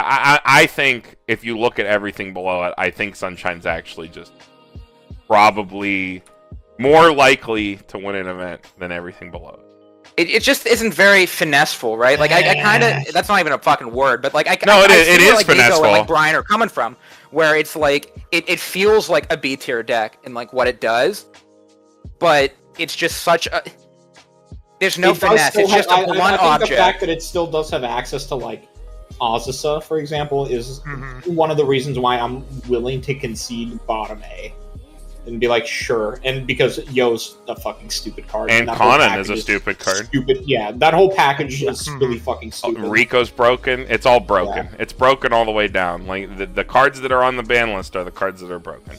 And level 1 Suiciders are pretty okay into the meta right now too. So I it's- guess I'm that's willing. the I'm saving willing grace to there, yeah. concede. I'm willing to concede. It's All right. it's B tier in my heart though. What is the order of Gotobin ReZero? I feel like you could flip flop these and it doesn't even matter. I think it doesn't matter. They're Both of very- those decks are I think very are like close. fairly evenly. I think Go Tobin's higher. I know like almost nothing about Go Tobin outside of like the main like, choice okay, card so deck. it depends on what you want because I think like ReZero is the better defensive deck and Gotobin's the better offensive deck, which is why I think you can like flip flop them around. ReZero can contest boards better than Quince ever will. But Quince will kill more things randomly because it just plays a haha you can't stop me deck. I think the only out to that one is minus soul or money counter. Mhm. Like to bar choice. You have to just fog the Ichika's damage. To stop it. The on cancel burns, yeah. Yeah, and I mean we all know how dumb that combo can be. Like the what is it? The Karuko burns. That's all it's doing. So I don't know. Don't think it's you don't think it's better than Konosuba? Wins? It I has, do. It might be, yeah. It might be. It has a similar problem at one actually. Uh, Yeah, like well, I think Well, you don't Quince need is, reverse for your combo. Yeah, It's on slightly bar, more though, and easy it's will on be, attack, like, yeah. Maybe it's it I think is Quince better. slightly better just because like the level 1 combo is on a bar and it replaces itself. So like if you're a true sack god, if you're not keeping your board, you can just be like, You I will just keep salvage back going. another level 1 combo. Ha and you ha. could like at worst against like absolute god boards like side if you trigger another bar and then bounce your combo back and go again. But yeah, I could see that it's probably better position than Konosuba. Because like I don't know, we can't talk about just finishers. Like just finishers Yeah. just as like it's not a You just have finisher to like meta. you have to Yeah, I Way also to get think there. Quince is better like utility all Yes, throughout the game. it's modern. It's a modern deck. It is a modern Yeah. deck for sure. Even with just set one, it is a modern deck. Mhm. All right, so now we come back to Fate. I'm happy with ReZero where it is actually. If we pull this Yeah. out, so why would Fate be here? I don't think it. Let's just go like deck by deck and like why is it better than Love Live Sunshine? Why is it better than ReZero than Konosuba? Then Why is it better than I One guess Life here's the other thing. Sunshine? It's like, do we want to like actually settle on what Fate build we're talking about? Because I was like, I think for finisher, I guess we can settle like for like the true meta contender, it would be Dark Sakura or maybe like a Doc mixture of Stopper or Saber, Saber. right? Yeah, it's bar into that or 8-door. If you're trying to just convince me, because all of you are Fate apologists over here, I am I'm the not a only Fate one who wants to apologist. challenge it. I am not a Fate apologist. But to convince me, I'm a I Fate realist. think the door finishers was a huge boon to the deck, and I think that Sakura door finishers like makes the deck like A tier now. But like that's a selling point for me. But like, what else about it though? I could see it higher than Love Live Sunshine or ReZero, but like once you get to Konosuba, I don't like rating like true Icy Tail finishers is really high because it's random. Yeah, like it's random. You can like a lot of people can be like, yo, dude, this Icy Tail just kills people, and then like you can even say these games are outliers, but you can have like games like I've seen Carmen play like fucking Assault Lily into certain players. Please don't talk about Assault Lily. It doesn't matter how many Icy Tails. I love Assault Lily. It doesn't love me. It doesn't matter how many Icy Tails you get off. Sometimes they no clean. I think Icy Tail's similar to just a normal burn effect. I think saying because their climaxes are either at the bottom of their deck or the top of their deck, right? Yeah, if they're at the bottom of the deck, you want an Icy Tail. If they're at the difference is, Andy, is at the top of the deck, it doesn't matter. No. It does matter because they can cancel you both ways with an Icy Tail burn. What if you mill off the bottom and you burn 2 and they cancel the 2, which is objectively worse than just burning the 2? So it is an extra flipping step. A coin for the burn effect rather than just getting the burn. Yeah, effect. exactly. Like I would rather play cancel burns than that. I think, which is why people are playing the Saber. I think because the Saber is just if your opponent cancels, burn 3 twice. It has a really bad hand cost, but I mean your Fate. All you have is hand. Like my quarrel with Fate isn't. Why? Like, assuming we're not talking about the Rider finisher, my issue with it is we're never talking about Rider anymore. Yeah, like I think the level 0 to level 1 game is really good. Like I get the appeal of it, but with like the Shiro Avenger, with the Azusa, with obviously the Free Fresh is really really good, and overall they have pretty good card quality. But it just, I don't know, it just doesn't seem like all that to me. Andy, every time anyone's asked you to like quantify why you dislike Fate so much, you just say, I don't know, I just kind of don't like it. I guess it is kind of like, maybe it's personal experience too, because I always thought the 8-bar deck was so crap. Like, all the bars just end up in your hand, and you end up blind stalking all of them. You have all this filtering power, but... Wait, what? How literally how? Do climaxes keep ending up? You get really unlucky. I've had 8 filters for bars. No, 12 filters for bars. And you still get unlucky. Ask Carmen. I'm sure he's the one who plays the deck around here. Andy, to that situation. You're spaghetti every time. Andy has been lucky to be the person who I've sat against when my 8-bar refresh deck, where I'm really compressed, is trigger bar, blind stock bar, hand filter bar, clock bar, trigger bar. You can always just get fucked by bar. It's happened. It's happened to me into him an inordinate amount of times. So he thinks the deck is worse than it is. I will admit I am a bit biased against it. I have had many an unlucky game into Andy specifically. It's actually uncanny how many unlucky games I've had into him with that deck. But even setting that aside, even on paper, like what are you doing about like standby decks? Like how are you challenging that? It's not like you have a ton of damage push at the top. It's just like you have a lot of sustain in the mid game. But if you're losing board every turn now instead of like winning board or going even on board, that's the problem. You're like a 1k1 deck that tries to punt the mid game, other than maybe a single rider here and there, or even if you build your deck for the Ilya, like it doesn't help that much. That's why it's poorly positioned. But even so, let's go deck by deck from the bottom, okay? Because that's what you wanted to do. Why is it better than Love Live Sunshine? Azusa, Shiro, Free Fresh. Enough said. That's better than Chika-Yo. It's objectively a broken combo of cards. You'll always have a disgustingly compressed second deck because of the Shiro Avenger. You have like unparalleled deck control. The bar filter gives you access to these events that Love Live Sunshine doesn't have. You have like pseudo stock swap Fumio. You have a stock swap that starts at level 1 that no other deck has. Like literally no other deck. If you're into bar. What? That's only if you're into bar. So if you're playing 8 games... No. You're playing... Well, I think we're talking about bar for the most part. Sure. You have the Mystic Eyes event. You have unparalleled... Oh, where did... Get out of here, no game, no line. You have unparalleled access to your events because of how the bar filter works. You can add events off your bar filter. So it's very consistent that you actually have those events when you want to play them. A lot more consistent than other decks. I think that alone makes it better than One Life Sunshine right there. I don't even think we have to talk about the other cards around it. But I think that the interaction of those cards alone, those 4 or 5 cards, is better than Chikayo as a strategy. And they both have Ozza, and I think Fate's just better than that. Why would Fate be better than ReZero? I think that mid-game strategy is stronger than trying to put together the early play board with the pucks. Just in general. Why would it be better than Konosuba? Again, I think that strategy at 1 might be better. Dude. What? Okay, alright. Make a case for not better than ReZero. I mean, ReZero also has pretty decent deck speed. ReZero has decent level 0s. Obviously, okay, if we're really gonna, like, jack off the fucking, like, yeah, dude, you have Azusa and Shiro and all that, sure, dude. Why don't we just place it as S tier? Because that's one of the, well, right below... Oh, a lot of people do. A lot of people do because of that, yeah. Cards you can have. It's like, that's why I keep saying it, I want to challenge Avenger, Azusa, Free Fresh. It's like, okay, sure, dude, yes. The package is really good.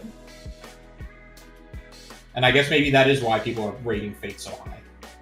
I mean, it's objectively strong. And the other thing is, I think, is it feels really good to play, and in the hand, it feels really good to play when you like cancel when you should. And in the hands of a good player, I think it will lead to better games overall because you have such good deck control, and the Free Fresh being such a strong tool.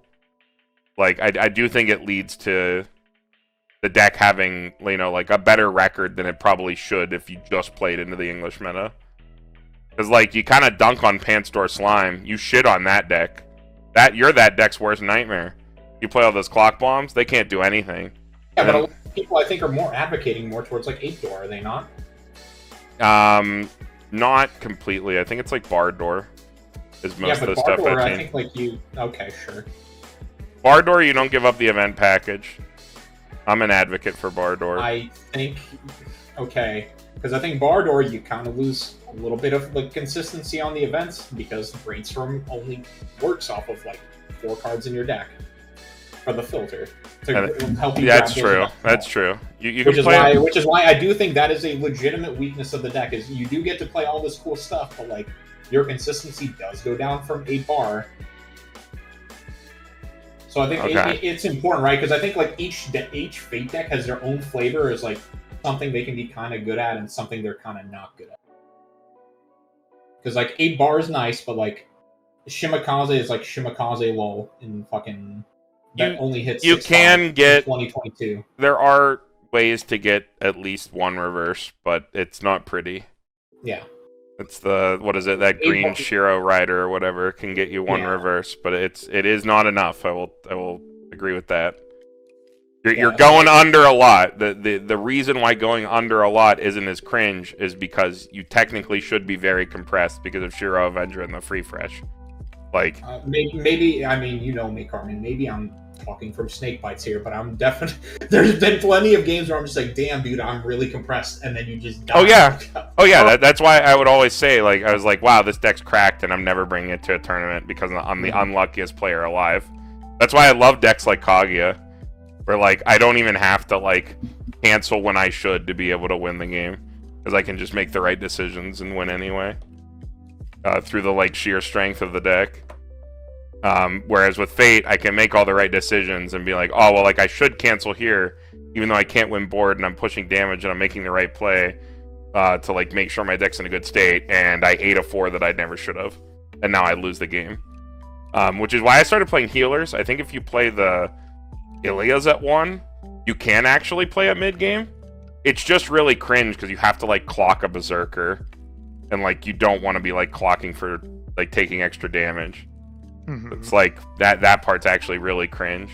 Like, your best early play and your best way to play a mid-game is tied to you, like, blocking a shitty card. Pretty unfortunate. I mean, other than that, the Elia is a great card. Yeah.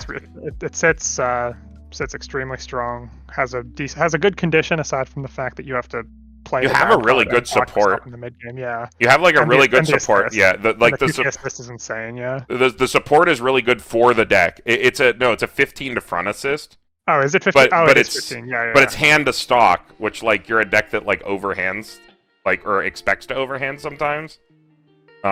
Because, you know, like, you're just hyper compressed and you mill out your decks, you brainstorm and you hit a bazillion, your hand goes back up. So, like, it has a lot of synergy with how you play the deck, but playing that does make the rest of the deck worse. Then you have to play more blue and a bunch of other shit. So I don't have any more arguments for it being better than ReZero. I feel in my heart it's like... I think it can be better than ReZero, but I think once we start getting past ReZero, I think the other decks are, like... I don't want to, like, fucking be a bitch and give it up, but I do think, like, a lot of the decks and, like, honestly, like, the first 5 slots of A tier are extremely interchangeable. Yeah. Because they all kind of, like, excel at, like, certain things. I can see like, that. Ruby's really good at board breaking. It's got decent deck speed, but it can fall short in some places. In particular, like, if you're not running, like, for example, if you're not running a door, you can fall short on healing unless you're playing standby. But then you're playing standby, and you don't have a lot of good standby cards, so you're literally only playing standby to, like, use the Ruby finisher. Yeah. I think you're right. I think all these decks here, I think the top 6, I think Love Live Sunshine is notably a little lower. Yes. I think these top 6 decks all are strong at what they do, but have, like, noticeable holes that the top decks can pick apart. And that's, like, the problem. That is why they're not, as high as they could be. Yes, agreed. All right, Andy, are you satisfied with how far Fate is down? I mean, that was a lot of words you guys said, and basically equated to Andy was right, but Okay. I'll take it. But no, in all seriousness, I really do like. I really do like the look of.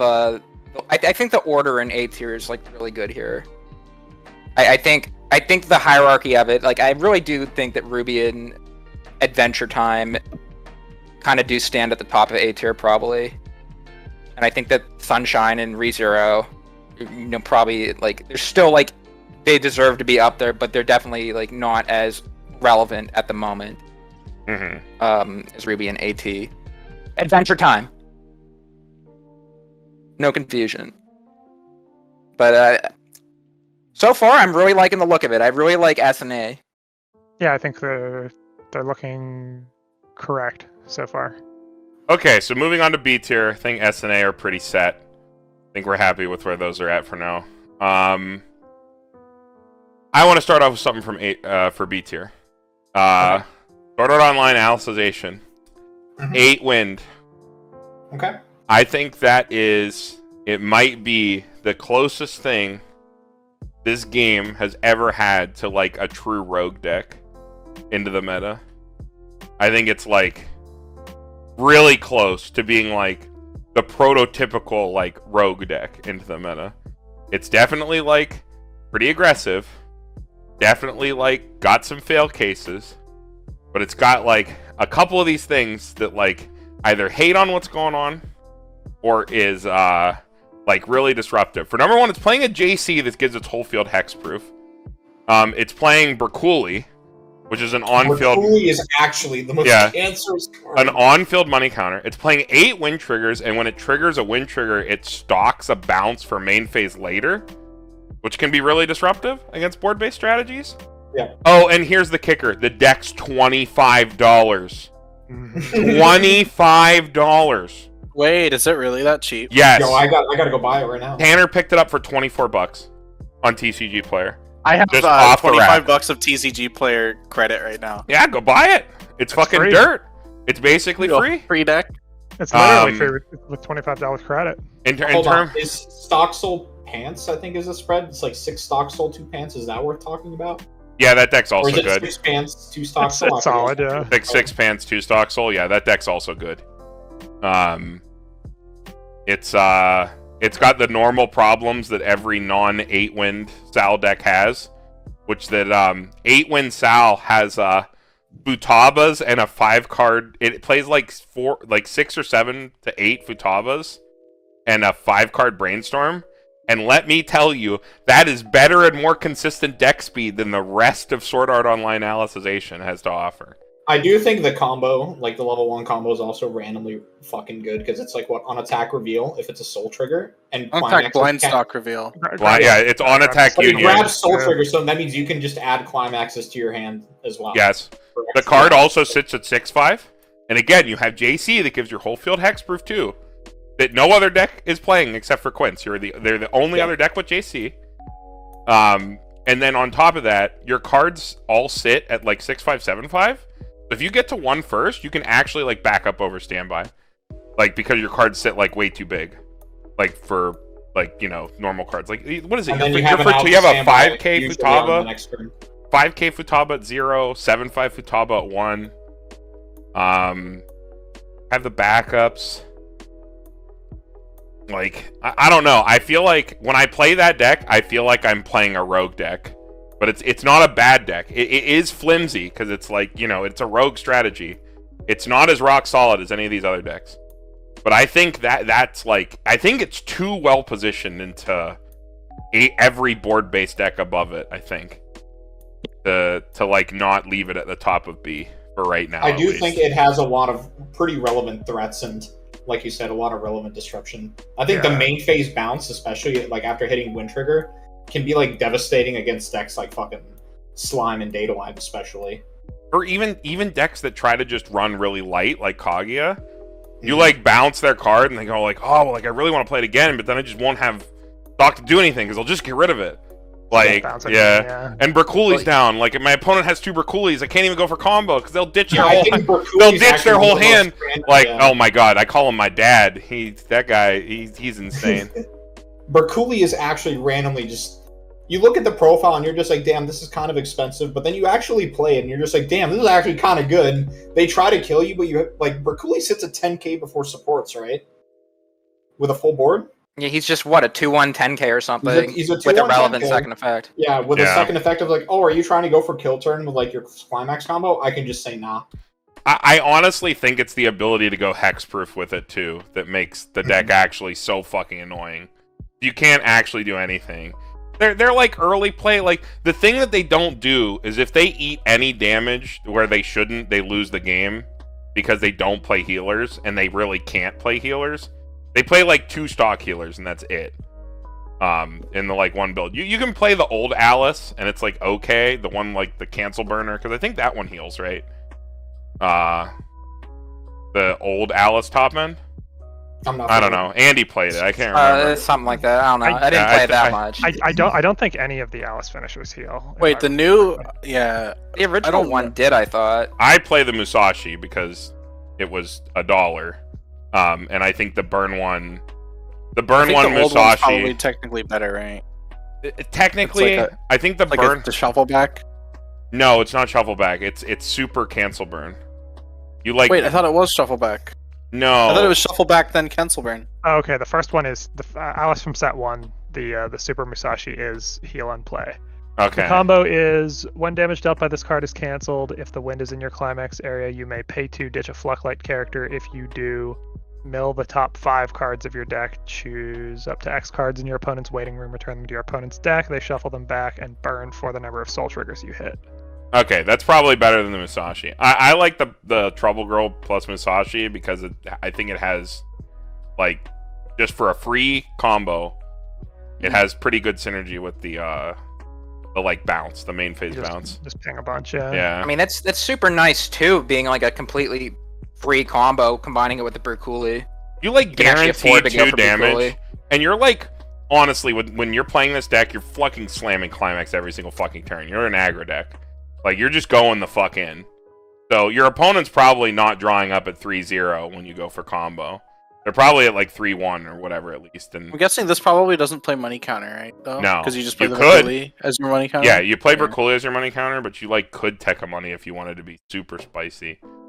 Because, yeah, it's just yellow-green. It's all Integrity Knight and Noble. So, the JC works with everything. But, yeah, I deck's think super that's, sick. I just wanted to bring it up. Thing to point out too, like a strength of the deck is like even against like the non-standby decks, right? Like against something where the 8 wind triggers aren't really doing anything necessarily. Like the JC effect can be like pretty nice too against decks that want reverses at level 1. Something like Ruby, Kaguya, Fate. I think Fate still needs it. Yeah, I guess if they're on the bar combo, they need it. I just wanted to bring it Like up. Sunshine, like the JC like covers a lot of your bases in the matchups where the wind triggers aren't so good, right? Yeah, I just don't think enough people are talking about it because it's so cheap. It's actually very effective. The 6 Pants 2 Stocksoul deck is also really good. There's also Pants Choice. Unfortunately, like Bar Choice and some of the other spicier builds, like out of Japan, don't work very well because we don't have the 10th Annie stuff in English. But like anything that ends in that Asuna finisher, the Asuna finisher is pretty disgusting. But like they're more aggressive decks. Stylization has some really bad like deck speed, deck manipulation problems that hold it back. Like I can't stress this enough. Playing like a Futaba and 5-card brainstorming is like better deck control than like most of normal Alicization. Like you're definitely really scuffed in that regard. But I think it plays too well into the meta to not like mention. 6 Pants 2 Stocksoul is just like another like do nothing until level 2. You play these big Kiritos. Then you like use your stock to play this event. You sack off your board and you burn a bunch. The deck's definitely good, but it's I don't know. I don't know if it's like the deck that we're playing. I don't know how hot of a take it is, but I honestly like that was a pretty good sales pitch, dude. Like I could see the deck's $25. Sal Alice. Yeah, I could see Sal Alice at the top of B. Like looking at the stuff under it, like if the I 8-win deck see sounds better than anything else in the tier. if I see somebody on stream like next weekend at Bro, like just wrecking people with 8-win Alicization, I will not be surprised. That's all I gotta say. But alright, what else? What else we got for B? This is completely unordered here. Goblin Slayer. Goblin. I think it probably Goblin stays. Slayer-san. Yeah, It either stays exactly where it is. I think it's like tied. I think that's fine, yeah. We're not talking about Priestess because I think Priestess is really whatever. I mean, into the field where every set is getting some sort of level down or blink that is just incidentally stapled to Well, something. no, dude, it's not even that; it's power. Like Yeah. early plays can beat over Priestess Oh, too. You know? sure. Yeah. Yeah. Maybe Priestess can't the- even win on offense half the time, dude. Yeah, he's too small. Mhm. I'm thinking before like any further, maybe we what's the new Bang Dream deck looking like? Well, we'll So talk. we have an idea. We're gonna talk about that once we add the new stuff up. That's one of them. Because I'm gonna be like, okay, this is the meta where it is, and like snapshot, and then pull it back up and move stuff around. Like so, Bang Dream. Yeah, Bang Dream. I don't know a ton about the new Bang Dream build just yet, but and then that kind of makes it hard for me to like try to assess the other stuff in the tier in relation. Yeah, just to think it. about BD as it is. BD is It's Kasumoka. BD's shit. It's at the bottom, I think, right now. Yeah, as it stands. Not super great. I think the It's rest of these playable, decks but are it's better not than it. everything. I think. I think 7 Deadly is probably better than Sao, and I think AOT is probably better than both of them. You think it's better I think than that's both fair of to them? say. I thought it was. I was gonna say it was the other way around. I think AOT is probably like right below 7 Deadly. It's right. Yeah, above I don't think AOT is better than 7 Deadly Sins. I think 7 Deadly Sins. AOT is such a motherfucker, dude. Everyone forgets how good Aaron Yeager and fucking Big Armin are until you sit down across from it. Yeah, they are. They're good fucking cards. It's not anymore. I don't think. AOT has really good cards, and it has really bad cards that it's forced to play AOT actually hits like better. AOT actually hits good power levels on field too. Like versus AOT standby and literally all that shit. cannot play against. I was like, Slime you can't or play Bell. against 8 standby slime. You actually cannot. Maybe not against Slime, but like once you like get your early play and Big Or Armin Dow. down, like Or you Dow. actually sit at like 13. Andy, do you know how much stock that costs? And do you know what AOT does not like? It doesn't just like have infinite stock. What do you mean? Your level how- zero. Your level zero. is Well, so what do you stocked mean in AOT. needing that much stock? That's like 3 Playing stock. playing an early play and Armin. That. What do you mean? It's That's like 3 stock. That's literally 4 stock. The Armin's What early Change is play are free, you right? playing? What early play? the Aaron early play. Oh, that card's garbage. No, it's not. Yes, it is. I don't think it's very good into the meta right Wait, now. which one are you talking about? I'm not talking about the healer. I'm talking about the cancel burn, Aaron. Yeah, I don't think that That card's card's very good. fantastic. Right I think that's the best early play AOT has. that's pretty sad if that's the I, best was they like, have. I think that's not That's a condemnation right there. A big card that has cancel burn on play, I don't think is a really good selling point for being like, yo, damn, dude, this set's No, sick. I don't think it's a big selling point, but I guess like looking within the set, it's like I think the best early play option they have at the moment. And it think, actually does sit. It does I think sit big with the Potato's armor actually behind The, it. the bigger. Mikasa is probably bigger because the 2/1 can actually clear lingering standby cards. I think Potato's really good, but that's only if it hits. Sasha's Potato's only good like if it hits. the Yeah. biggest one. Yeah. I don't know. Zach always hits off Potato. He's Zach. I played Zach's enough too AOT to know strong that with it AOT, yeah. loses to like half of like modern I sets I could, just because it can't keep up with the I think it's utility. worse than 8 Standby Sal by a I do too. very slight bit. I think it's worse than Bang Dream. I think 7. I don't think it's worse than Bang. I I don't think it's. I don't think. I it's think worse than I Bang think Dream. pre Extra Booster Bang Dream is actually in a terrible spot. It's just it's enough of a do nothing consistent deck that has stock swap to like hang and be. I don't know. 8 Standby Sal. I think 8 Standby and Gara, like Gara-esque builds. Gara in English is scuffed because we don't have the 10th anti-tech cards. You don't have the coin flip. I'm of the opinion that the coin flip's actually so important for Gara Sal. Makes such a big difference because of the way the deck works, where you're always sculpting for hands. So every additional hand, if you can go overhand, you're just a god. But like even that's like not even relevant anymore. I don't think Gar is a bad deck or anything. I just think Gar, like, if you look at the builds of Sal people play, I feel like it's just not a build people gravitate towards. I wouldn't really consider Gar No. in like meta threats because people just don't play it. People don't play Not it because it's not good, but people don't favor it. People don't Like, I favor think it because Sal, I it's think- like it's extremely hard to pilot. Like Yeah. it's just not obvious to build. Like I think, what about the Bar Door deck, second shot? Like, isn't that still? I'd still think that's probably the most Bar threatening, Book? most relevant Bar- Sal deck. I don't think that deck's good anymore. No. That deck is like an unplayable pile right now. Yeah. I don't think that deck. There's does people who anything. will like die on the cross for that deck though. That deck Yeah, but has that's it. because Yeah, they've literally they played can the be same deck wrong. For like, Yeah, they can be also wrong. Played the same deck for like 3 or 4 years in a row. I mean, Yeah, AOT and is there the are same people who've way. been playing English Angel Beats since If it came out. Kuhn on Strictly Broken, the one true Sal Bar Book one trick, will not play the deck anymore. Sorry, that joke was too easy. Like we'll give up on the deck. The deck's not good. I do think I Seven think Deadly Sins AOT is better than it. I think AOT is better than Sal. Still, you could talk me as 7 Deadly above I think- Sal, but not I think the- above. the existence of Sal 8 Standby makes it better than AOT in the meta right now. Because as clunky and as inconsistent as that deck may be, it is an 8 Standby deck that can play for board and can actually get bigger than other Standby decks if everything goes right. The problem being, it is really hard for everything to go right because you have no fucking hand filter. It's like playing an old school Standby deck when Standby was new and you were just like ripping shit off the top and praying everything was where it was supposed to be. Like playing old Bunny Girl. You're just like praying everything is where it should be when you trigger Standby. And you have a Magi. That's it. No, but Carmen, did you consider that I like AOT more than Sal? I did not consider that. Because you know what I hate more than both these decks? Seven What? Deadly Sins, and I think Seven Deadly Sins is Oh, better than both. I thought of you were them. about to say Weebs. Because Yeah, so- Seven Deadly Sins, like door bar or door choice, I don't think it actually matters. Door bar is the better deck, I think. But like, if you want to play Meliodas, you want to make that terrible choice, go right ahead. Meliodas is your profile picture. To have fun. I still think that's the reason you would play 7 Deadly Sins is for the Meliodas. I don't think the King does anything unique enough to warrant playing over. Like, I think if you're playing something into King, I think you just want to be playing a higher tier deck. You just want to Maybe. be playing Kaguya. But it is effective, and it's an English exclusive. So It's effective, let but me like, tell I you, think at Andy. that point, like, why not just play Kaguya? because you have Seven Deadly Sins because you only buy English exclusives because your name is Dean.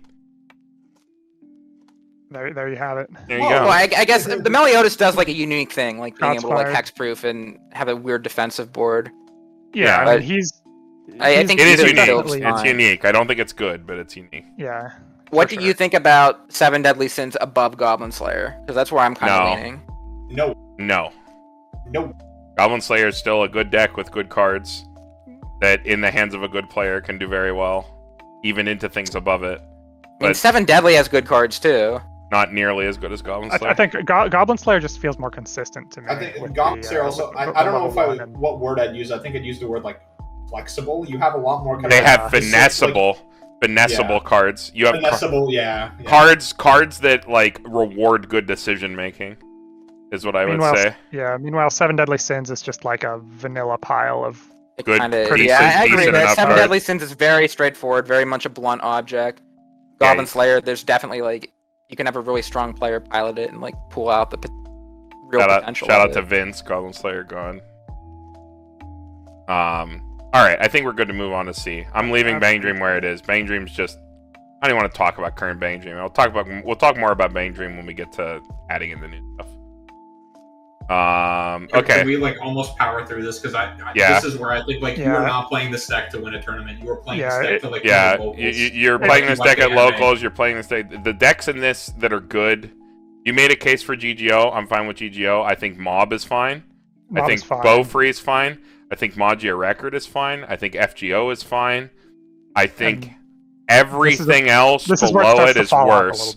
Yeah, I think these 5 are good. I wish that I could like make a spacer here.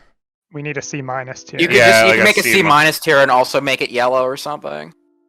I guess, right? I don't think we need that differentiation. No, I don't think we do. It's like this is where it's like if we're gonna order 2 standoffish, but it's who cares? You're not playing this to win any tournament. I think it actually is kind of relevant because like the stuff at the high end is kind of like rogue decks that I could like say, someone is playing that. That's a pretty good idea. Whereas like some of the bottom of C is just like Magia Record. Kind of like why would you play this if you want to win? Listen, dude, Magia Record is S tier in my heart. But if I like, let's say I'm playing Ruby, I'm playing Kaguya, or like one of the decks that I would be piloting into Pro, and I queue into Magia Record, my first thought is sweet free win most of the time. Oh no!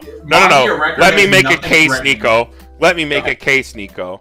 Magia Record is the best deck in C because this deck is gonna win so many games that it shouldn't in English turns. In turns. This game is gonna fucking scum. This deck is gonna fucking scum games in turns. And the thing with this deck is you can't even call your opponent for slow play because they're taking so many goddamn game actions that you as a player in good. I'm saying it for our viewers. You as a player, like. Cannot, in good faith, call slow play on your opponent playing Magia Record because you know as a player how long it takes to do those shit and make those decisions. Like, you can't call even slow play on them. They will win games in turns. It's eggs, dude. It's eggs. It's like eggs for Magic. It's not slow play, right? Yeah. It's just as long as your opponent's going at a good speed. I mean. It's not slow play. And they're still going to take 8-minute turns. It takes turns are very long if you're playing fast. If we had tournaments last year, I was going to play Magia Record in trios, and I was just going to try to time scum. I think it's legit. You made a case. I think that puts it at the top of C, because I think these 5 decks right here are all totally fine. Like passable, yeah. The one deck I would want to like talk about is FGO. I think that's the top of C to me. If it was like my own personal tier list, right, I would even probably consider it bottom of B.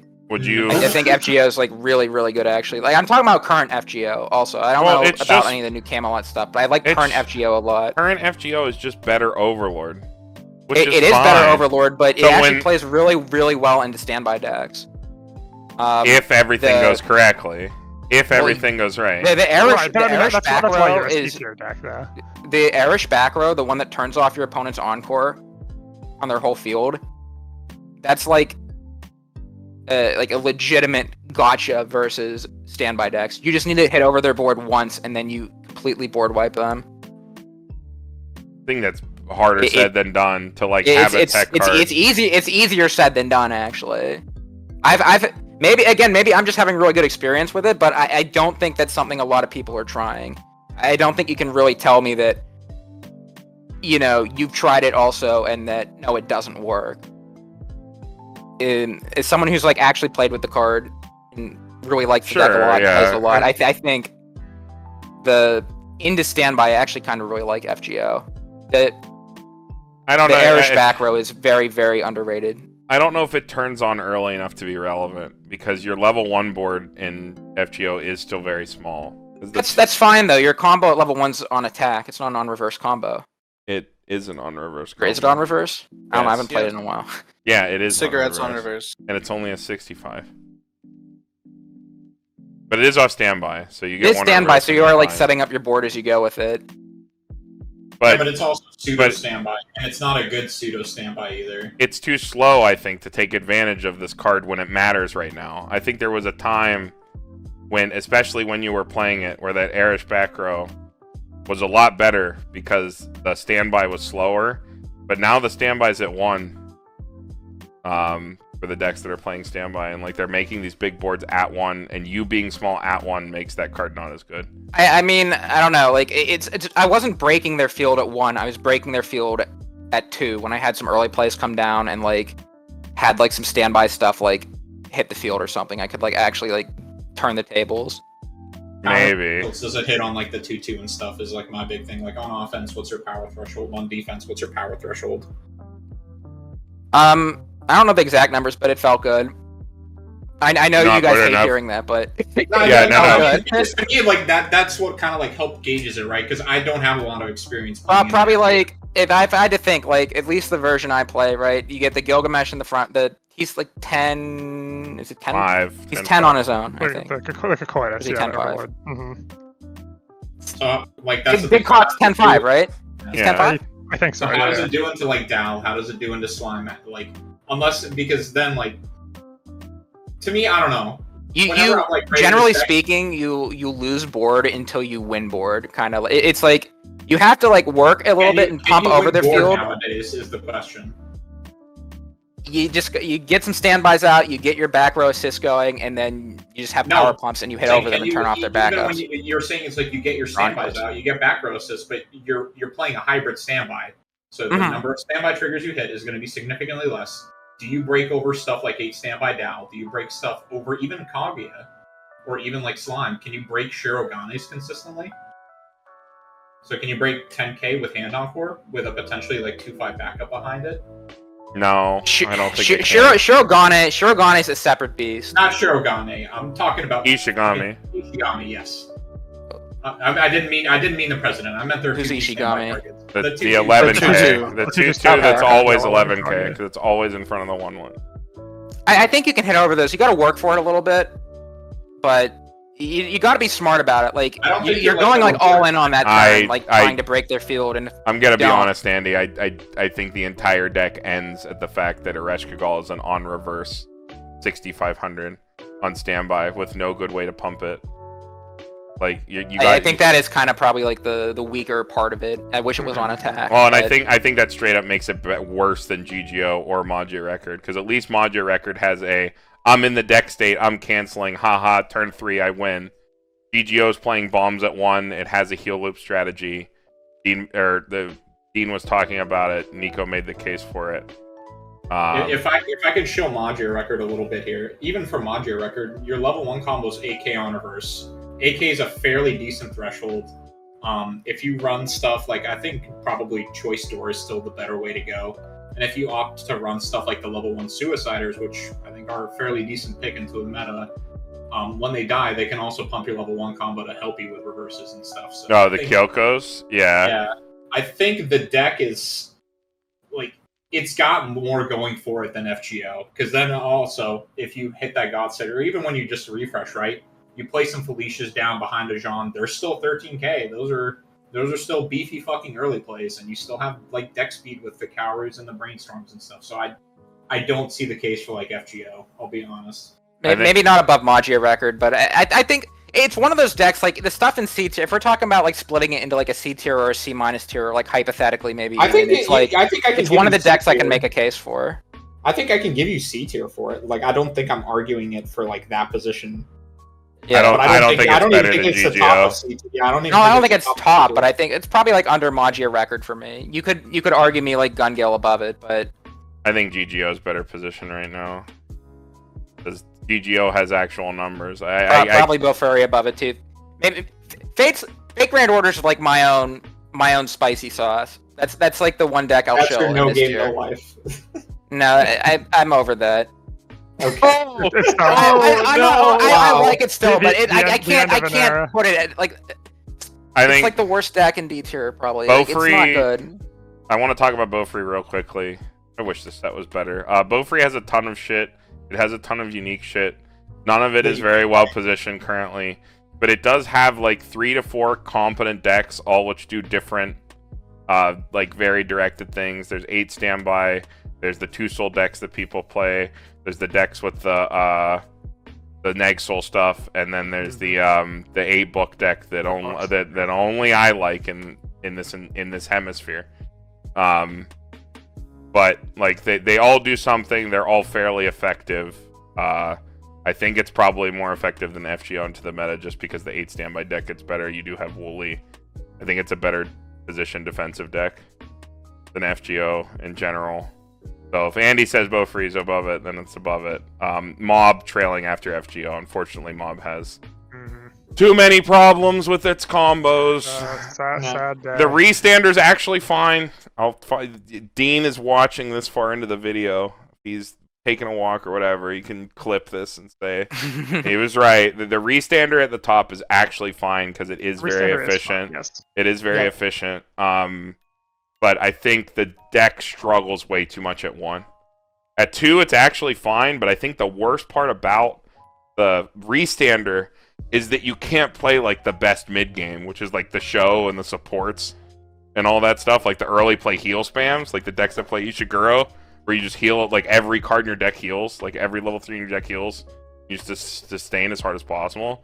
But like because you have to ditch hand for the show and all that shit, you like can't play the restander because it's hand intensive, not stock intensive. So unfortunate. Everything else below it, I don't think I even care. Does this matter? Can I propose? Let me propose something here. Yes. Okay. I think like if we're not going to do like a C- tier, because that would just be too cluttered. I kind of agree. I think anything that's like below a cutoff point that we can't like nobody feels strongly about and no one can make a really strong point for should move down to D. Like I think Mob and Up, like we've all made points for and argued for, and it's like yeah, I get that, but like. Honestly, I think the D tier is just getting like bigger. Hold on. You know what I mean? Hold on. I have the solution. Are you just making C-? No. This is now F. This is E. Is an E tier. Okay. Yeah. So then I we don't know. To shift- me, that's still like a little bit cluttered, but I I mean, think it's the same as adding adding a little bit more granularity. I'm just moving all this Yeah. down. because to be honest, I don't think some of these decks in C are even as good as some of these decks. Well, in yeah, D. when- I don't think Bunny Girl is any better than those decks in D. I don't think Kontai is any better than those decks in D. Bunny Girl does. I could see like Apocrypha and Persona, and like maybe be like high, like the top end of that like E D tier or whatever. But it's like I think this is fine. I think that's okay. I think this is okay. I think the thing with English Weiss is there are these old, like, completely non-supported sets where it does create, like, an F, like, absolutely, like, what are you doing? You have to love this anime. like I think you put another tier between E and F just to emphasize it. It's like it's a marked, completely like. Well, I think that's F. Drastic cutoff, you know what I mean? But there's like a huge difference between E and F. There is. The stuff in E is playable. It like barely passes. It's like playable. I mean, just don't even. Decent level zeros, plusing level 1 combo, level 3 combo of some kind. I'll just say outdated. tiers. It's just outdated. Like outdated, Yeah. and this is F. Like that's probably more normal. That's better. Yeah. Okay, so D. Anybody have strong feelings? Probably like Overlord and Memory Snow near the top. D5 we talked about. It can go near the top. Who cares? It's for me, who I got gives a D5. shit? I don't think it matters. I can just put an unordered. Yeah. I think it's fine to leave these unordered because, like, we can argue about, like, because some of them do have random individual strengths, right? So as much as I want to, like, shit on Memory Snow, you do have relevant shit like the anti-burn. You do have okay-ish deck speed, but like the deck also has, for me, a lot of extremely glaring, like almost unplayable issues. Where I'm not one of those people who like non-ironically subscribe to, yeah, dude, you just board and you can win. It's and when like sometimes like that's the advice you hear for people playing Memory Snow, I'm like, I can't take your advice. Based on that, Overlord might be C. I think Memory Snow moves up to C. I think Memory Snow's below Mob. No. I don't think it's I think Memory Snow. bad. I think Memory Snow's the cutoff for D. I'm adamant about it. I think Memory Snow's bottom of C. Okay, so Andy, real quick, what are you beating at level 1 with Memory Snow? Board wise, outside of like potential free reverses. You're not aiming to. First of all, the combo doesn't hit like a bad power level. You get to like 7K. No, No, you you get do to not. 6, Remember, 5. remember in our match, you could not kill my 107K. You could not do it. I don't think I got a combo off. You did. Yeah. I mean, then what are you getting over at level 1 with Mob or FGO? Well, Or Mob future. gets to like what, 7.5? If Mob gets Not on their first. Depends on which combo you're playing. Which combo? I was mainly I'm mainly when I'm talking Mob, I'm mainly thinking of Dean's Terraki build. Okay. Dean, the way that It's always chaos. you can build Mob to like get over like 1 or 2 lanes. They do have pumps, and if Yes. you choose to play the level 1, what is it? Fucking the marker card, the Ritsu, which is like, I don't know. It's level 1 of Mob is so scuffed. You get like one buffed reverse with that card, and then you can ride a single card for like a long time because of the way the markers work. The problem being like Mob does markers so well, and markers are so shit when everything blinks for free. So such like poorly timed design space. Mob could have been like so threatening. There wasn't so much flare blink at the same time. Like I think the only time where Memory Snow becomes like okay-ish is like you have to time your level 1 combo to like against the deck that would not hold board at level 1, to where like their level 1 combo is like 4 or 5 or something, and then it becomes okay because you're not like immediately opening up your lanes to eat shit. I mean, it's not meant to be like a board-winning combo. Like, you hit over their lanes that you can get over. You'll probably concede a lane. It's You're like conceding that's more fine. than one. The combo replaces itself, or it's a plussing on attack combo, and it's something that's loopable because you have the mayonnaise event that can like help you loop the combo turn after turn. So even if you're crashing out, you can like Mayonnaise is keep just pressuring an them. exchange though. Like you can't just like you can't just no. play a deck- I get Andy. it. I get it. You don't have to explain like how losing board works to me. Yes, I get it. I Like, know. I know you it's better understand to that. trade board and take I'm- less damage on the way back. I'm just saying, Yeah. like, for the viewers, like, the days of playing a deck where I don't win board, I go under, and I mash Brainstorm twice a turn, like, that's over. You can't do that anymore. And I think that's what Memory Snow is. I think it's a good deck at doing that, but I think that strategy is just death. Well, no, Memory Snow is kind of it is that deck. That is kind of what it does. But you have your one big trump card being the anti-burn. Like, I don't think that's enough. I Okay. don't think it's enough to put it like high on the tier list, but I think it's enough to put it at the bottom of C. You have a deck that spins its wheels good enough. But and we then can you think about randomly this. have this, Memory like, Snow actually has a craps on fairly top of your decent, decks. like, I don't want to say super fairly decent, but it is like an okay-ish matchup against like a top tier like 8 standby slime, for example, right? Because a lot of 8 standby slimes boards going to have that 1-0 sitting at 5-5. And if they sack off their guild, they can't encore it because then all their other lanes just fucking lose too. So If they're playing the Oh, card, that's funny. yeah, they have the anti-standby card. I think the anti-standby card is actually you're griefing yourself more than you grief your opponents. I agree, but at the same time, I think like if you're not playing for that tech in Memory Snow, why are you even playing the deck? I don't think it's the anti-standby. I'm not even talking about that. I think that's I've tried it. I've messed around with it a lot. I think it's like too cute to actually. Really Then I don't worth even it. think it's like if we're not talking I think it's about, like, the anti-burn. That's what I'm talking about. I don't care about Oh, anti-burn. Just randomly like shutting off top. When was the ends. last time you died to burns?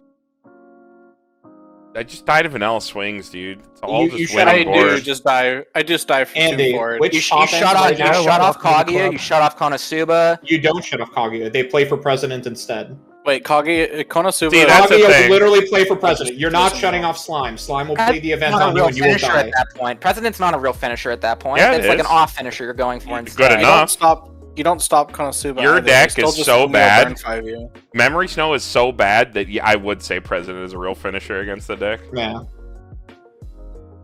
So here's the thing: you're not stopping Kaguya because they can play President. You're not stopping Slime because they'll play Milim Event. Actually, they might not, but they can also open up their lanes whenever They they can want. just burn 2. They burn 2. It only stops burn 1. Yeah. Yeah. Slime I will mean, just the- direct because you'll never win against them on offense.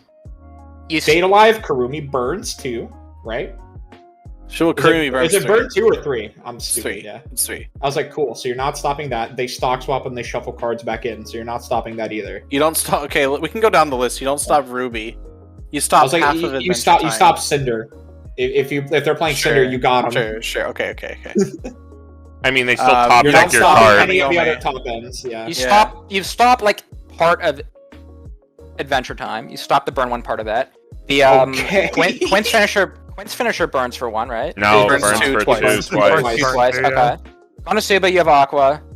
They just fucking It's burn one, Fumio burn burn one. 5. They'll just Fumio burn 5 you. It doesn't matter.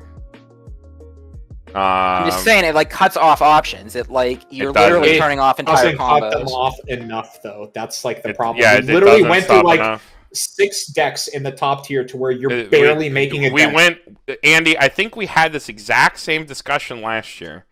Floodgate cards like that are not enough on their own to make a deck relevant, and that's where Have it you ever heard begins of and Charlotte? ends.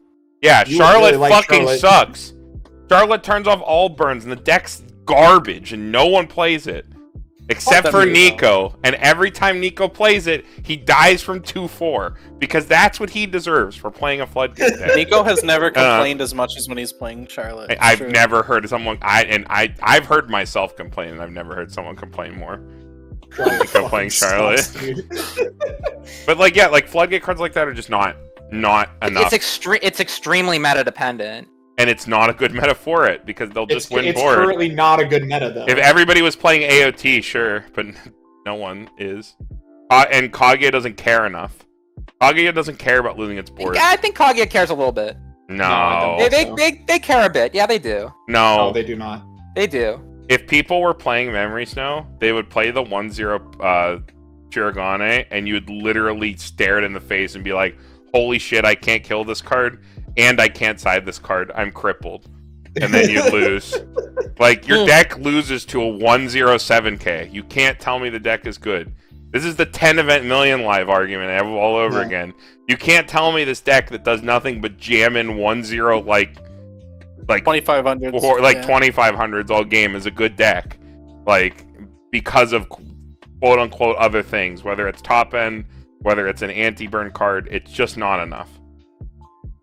I'm willing to concede top of D, because I don't give a shit about Overlord. I was gonna try to make a case for Overlord to be top to B and C because when it nuts, it does the same thing as FGO, but whatever. When's the last time someone played Shauna, dude? That deck has anti-burn. That Yo, Shauna That should be just- your top tier deck, right? Yo, hold on. It's just You that cards like that aren't good enough. They aren't a reason there, to play. there is one other deck on this list that has anti-burn. May That I is Log introduce Horizon. you boys? Yeah, may I introduce you boys to Log Horizon. It's the worst deck ever. It's playable with the. I power would ups play at Milky least. Holmes over Log Horizon.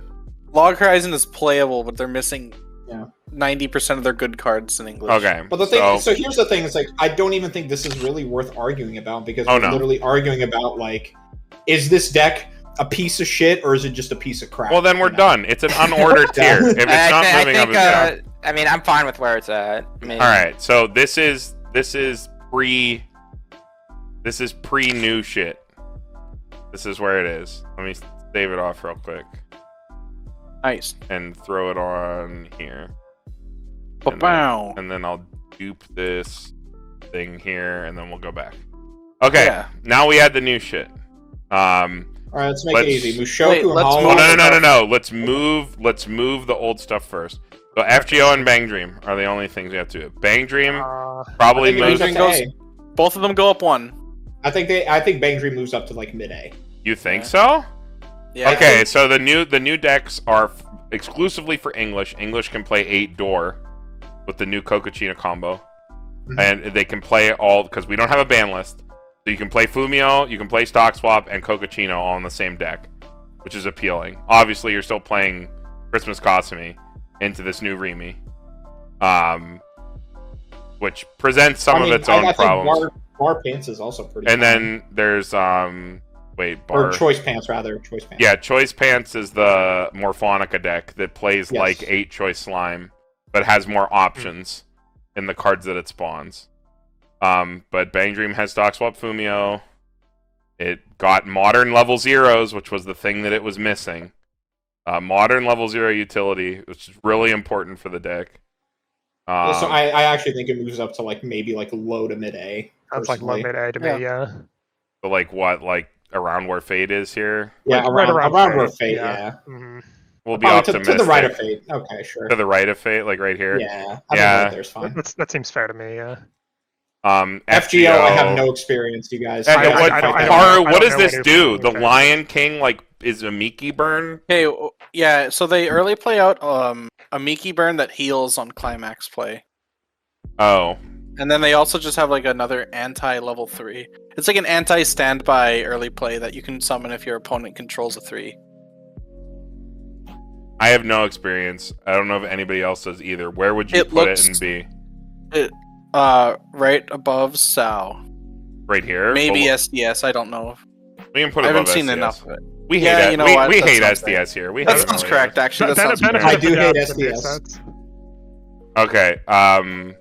I don't think there's anything. Let me check the thing here real quick. Sets to be released. Blah, blah, blah, blah.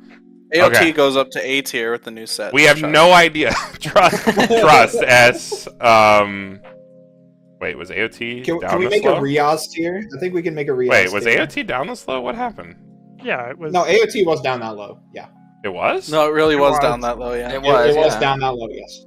The fuck, We dude? moved Oh, Bang Bang Dream Dream. up. Bang Dream Yeah. got moved up. Okay. All right, Konokari. Where does Konokari go? This deck Low is. B Top or of C high tier? C. Yeah, Top of high C. C. I low think B. it's probably top of C. I played the deck pretty extensively. It's nothing too bad, but it's nothing. It's like right here.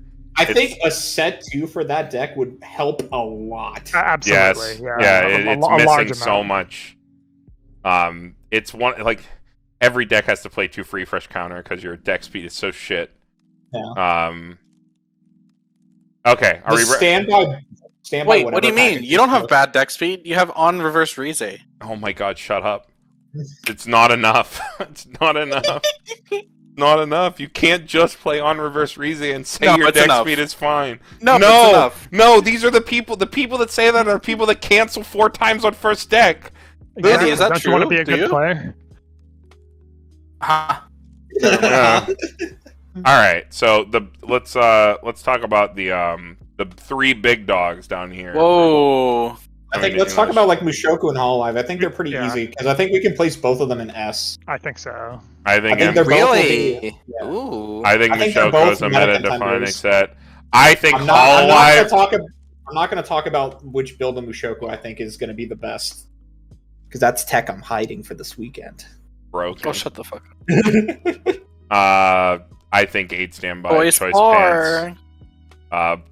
Choice bar, like whatever the fuck you want to play. We don't have Simfigure in English, so Yeah. choice bar can be something. Choice that bar is happens. appealing because it's new. Choice bar is appealing because it's new, and again, we do not have Simfigure in English, so you have this new age Love Live Sunshine deck with lots of modern cards that plays this finisher starting at level 2 that also nukes your opponent's standby boards. Then you Which is pretty good against all those top 3 decks. Yeah, it's pretty good Yeah. against all those top 3 decks. And then you're also have one of the biggest board 8 standby decks ever made that also sits behind tap counter and a bunch of other crazy consistency cards. And then you have choice pants that just takes advantage of the Roxy pendant to the nth degree to like rip free compression and like play one of the most consistent, like clean stock, like never bad game, ultra consistent game plans ever. And you have a lot of other good stuff in the set too. The set's like a super slam dunk. If you pick up like a single like new set in 2022 so far, it should probably be Mushoku. Because I you'll actually get- think you can do both that or Hololive because I think Mushoku has multiple different like really good builds and so does Hololive. so where would you put MTI in here if we were ordering it? I think I would put NTI. I want to put it closer. here. Yeah, I think number Yeah. 2 is fine. I want to put it at 2. Just because... I think it will be meta-defining for English. Yeah. You will have to start considering like 8 standby Mushoku boards and power levels and how your deck plays into that. You will have to consider, it's like, holy shit, how can I like either hold board or how can I answer stuff like tap counter for both of the builds and so on and so forth. All right. Hololive. It's going in it's S for S. sure. Bottom of. I don't think it's bottom. I think it's actually like I think it's here. And I think you actually move like Dow. middle. You move Dow, I think, a little past Slime. You think so? Because Yeah, it's I just think it would go better. something like that. Yeah. Yeah, because it's the Hololive. So here's the thing about Hololive. Hololive has 10 million different playable builds. You can play And all of them are anything. pretty good. All of them are pretty good. Set has fucking Ozza. Set has JC. Set has uninteractive combos. Set has board breaking combos. Set has selective combos. Set has combos that mill. It's tap counter. Set has tap counter. Set has burns in main phase. Set has the hyper efficient top end. Sets has really destructive top end. Sets has finishers that turn on at level 2. Set has a lot of stuff. It's like what we used to talk about when we started the channel and we were talking about Bang Dream, where you can play anything you want in Bang Dream. You can play anything you want in Hololive, and it's good. Instead of, But I mean, is it that much better than Bang Dream? I don't know. Like, doesn't It seem is. like an I think S the to me. It biggest- seems like it seems like top of A to me. Like, how is it actually like in S tier? how many I think the S times tier- do I you think have a lot to... of the other decks fall into A tier, but I think one of the S tier builds is Choice Pants because Rushia is going to be a meta threat you're going to want to think about. Yeah, Once the deck Kevin- comes out. Kevin is a simp. Shout out to SPDCG Kevin again, and he just put the Rushia Brainstormer in here when he made this.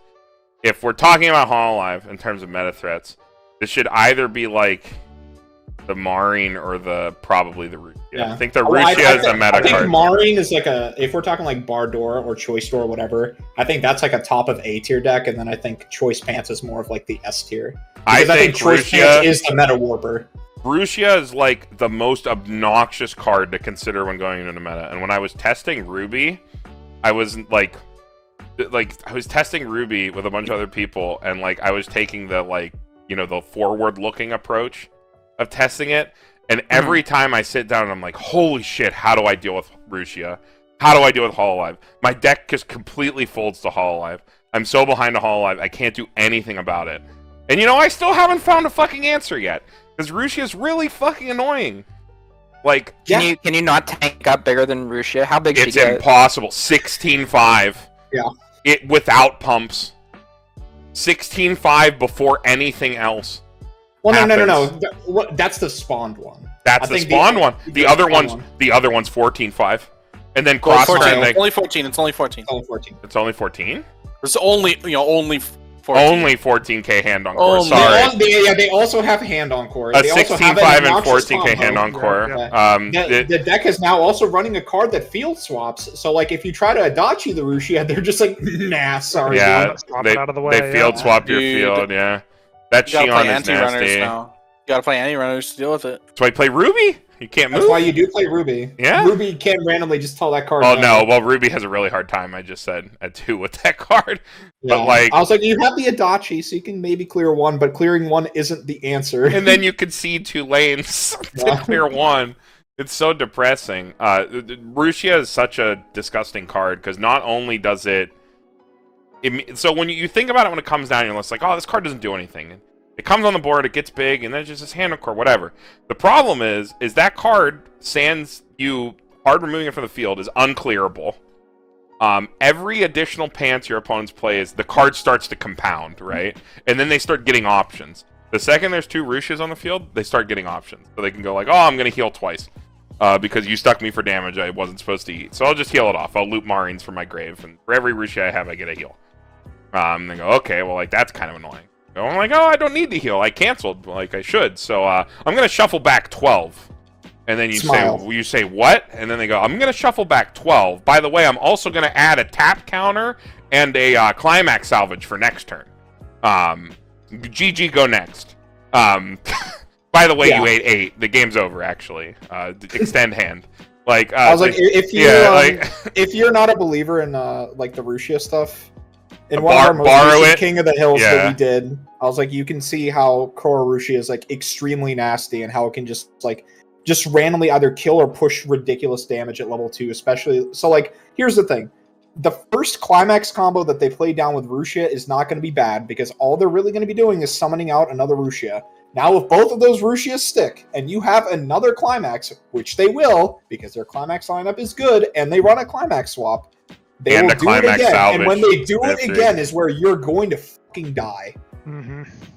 By the way, they have early plays that disrupt your field if you try to play for field back. Like IMA that double level downs were also buffing their field. Or Sheep, Watame that just bottom decks a card on your field. Yeah, just in main phase. For no reason, Just yeah. casual, just like, boop, gone.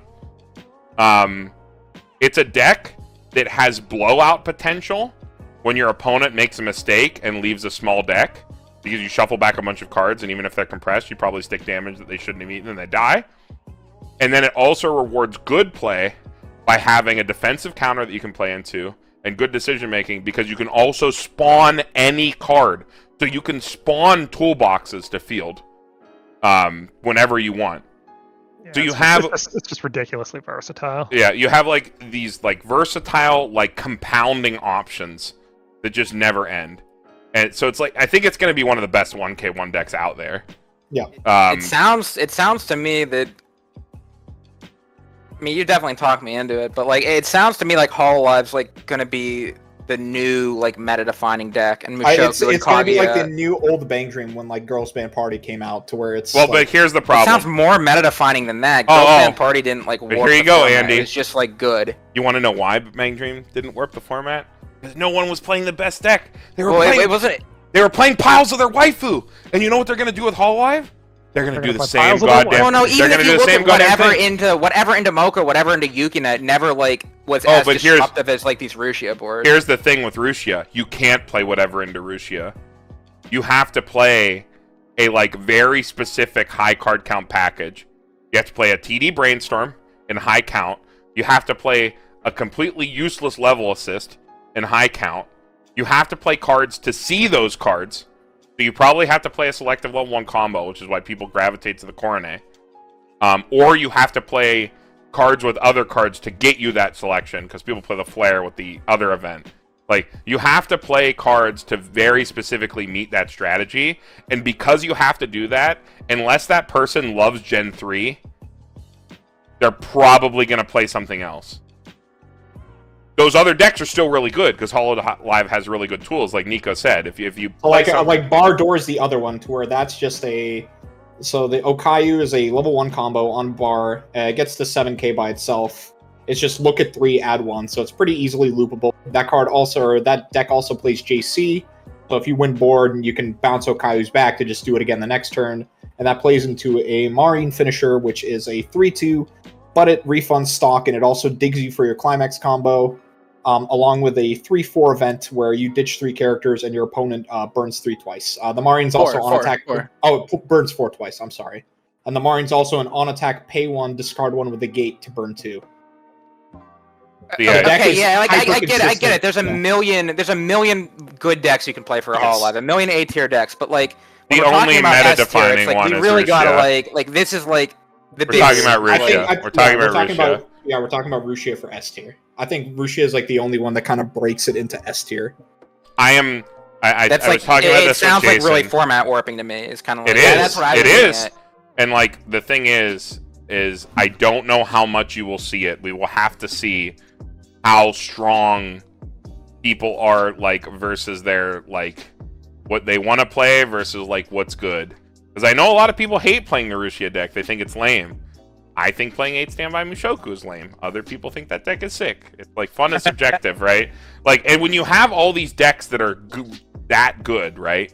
You have options where like these 5 decks up here, like these 5 sets, like Kaguya, Mushoku, like Kaguya Door Standby, or Standby Door, like Mushoku, whatever build you decide to play, Hololive Rushia, like Dal 8 Standby, Slime, like Door Panther 8 Standby, like those are all those decks. You have all these decks with varying strategies.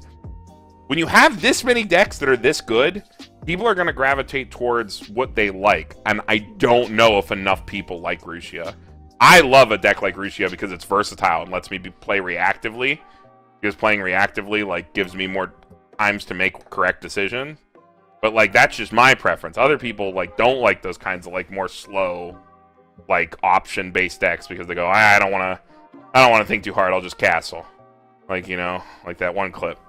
Like, you know, like whatever. I'll just castle. Like, you know, sometimes people don't want to do that.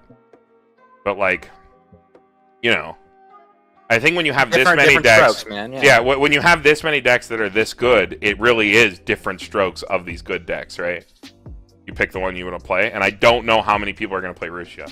We'll have to see. The deck is going to be dirt because it's TD shit. And it is. Rushia is like actually almost all TD cards. Yeah, like the deck's going to be dirt. It's mostly TD cards and commons.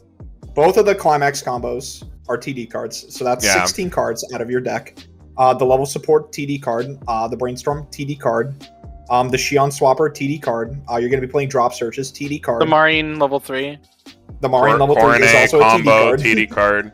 Your Climax. And then the other cards. stuff is like fucking the other Rares. stuff is like uncommons. Yeah. The only double res the deck plays is like I don't know. I play Fubuki Chiris for extra power versus standby boards.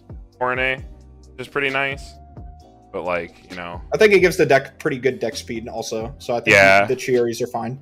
Well, because you have Ozasa, so yeah, you get even you hit that like obnoxious level of deck speed, which is pretty nice. And like I don't know, you have the Miko and the cards off the top. Like you have like I don't know, Aqua Ricky is gonna send people for a fucking loop. People are English only players are gonna read that card and they're gonna be like, what? That's a common, by the way. Yeah, that's a 3500 that goes +2 and fixes my color for level 1. Pretty good. But yeah, I don't know. Do we have to talk about Hololive anymore? I hate talking about Rushia. Because you're right, Andy. The card is meta-defining. Yeah, you have to start thinking about fucking Rushia all the fucking time. I don't think about fucking Rushia. Just the card's fucking obnoxious. Kevin does. I've never watched her content. She's pretty funny. I've watched most of them, but I've never watched her. A lot of Gen 3. Hololive is lame. You heard and now I never will. Simps are lame. Alright. And Hololive Simps are lame. Alright, before you guys start yelling and screeching about the fucking 1/1 Pionkichi event, let me say I think it's somewhere in A tier. I don't think it's S tier. I think you have a shit level. You have garbage level zeros and you don't have a good finisher, and I think that holds it back. I know Jason has been like hyping up the set a lot, so I will have to defer. I don't have a lot of experience playing into Danmachi. I was told that the deck is good, so I would think it would be. I've never played with it or against it, but like just kind of hearing how it works, I'm like, I think it sounds pretty sick. I think it's an answer to a meta. I think Andy's the only one here who's played it, to my knowledge. So yeah. Floor is yours. And I will admit I have not played around with the 1/1 event deck, the one that's really been putting up the big results in Japan. But just theoretically looking at it, I don't think that deck solves it doesn't do that much over just playing like the ice early play. Like regardless of which you choose, you can answer standby fields really well with the deck. You can like ramp power like no other. The difference is that one is free. The Pionkichi is like a filter that gives any card the ability to answer standby. Like I get it. I'm not talking shit on the card. I'm not throwing it under the bus. But even with the filter card or whatever, I think the deck still has a problematic level 0 lineup. And the Hestia finisher just you're putting up with it. It's like I agree. Well, I think I'll run it. I think the level zeros in the deck are fucking shit. I think the fact that you're playing that bell that bounces 2 cards at the beginning of your opponent's attack phase, just so that you can play the only good 0 in your deck, the Kome. That's not a good card. The Kome? No, I wasn't. No. I was talking about the bell. The bell. Yeah. The only reason you're playing that card is that you can bounce the only other good card, the only good level 0 on your deck, which is the Event Kome, back to your hand, so that your Event Kome basically went mill for 6 and then like exchanged itself for 2 cards. Like the card economy on that is legitimately insane, but the card that's making it function is shit. And you're playing 4 copies of it, so you open it, Like, your level 0 is legitimately trash. And I think that will hold the deck back in the long run. The level 3 is middling. It's whatever. The level 1 in the deck is actually legitimately, like, fucking stupid. You have infinite mill. You can clear any board without spending any stock. You exchange for any card. You have infinite selection. Infinite mill, infinite selection, infinite board clear for no stock cost. And if we're talking about a deck that board clears, and that's the reason it's good, because I think Danmachi is a deck that is good right now and is putting up results in Japan because it's answering a problem. The problem being standby. And if Ruby is currently answering the problem of breaking boards, well, Ruby's got nothing on Bell. So I think Danmachi goes right here.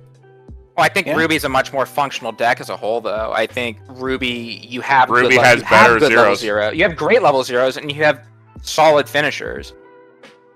You're I like, I can don't see them think being like Ruby's similar. finishers I don't think Like Ruby's that. finishers are better than Hestia. Yeah, I think Par is right. I think Hestia's about on par with the other finishers. Yeah, I think Hestia is literally a card that Ruby has, right? I think people... Yes. Yes. Huh? Well, Hestia's better than Yang. Well, sure, they do the same effect though, like finisher wise. Yes. Well, Hestia gives Soul the play into her own Oh. effect better. Oh, Yeah. does Yang not To give set up soul? side effects. No, Yang does nothing. Oh, what the fuck? Yeah, Okay, cards sure. are rare for a reason. I think that people that think that the Ruby standby finisher is like some sort of cracked insane thing are actually fucking like huffing their own shit. Yeah, that's some copium. Yeah, dude. yeah, that's a I major think fucking it's better than the copium. Hestia. No, I think the Hestia is No. better.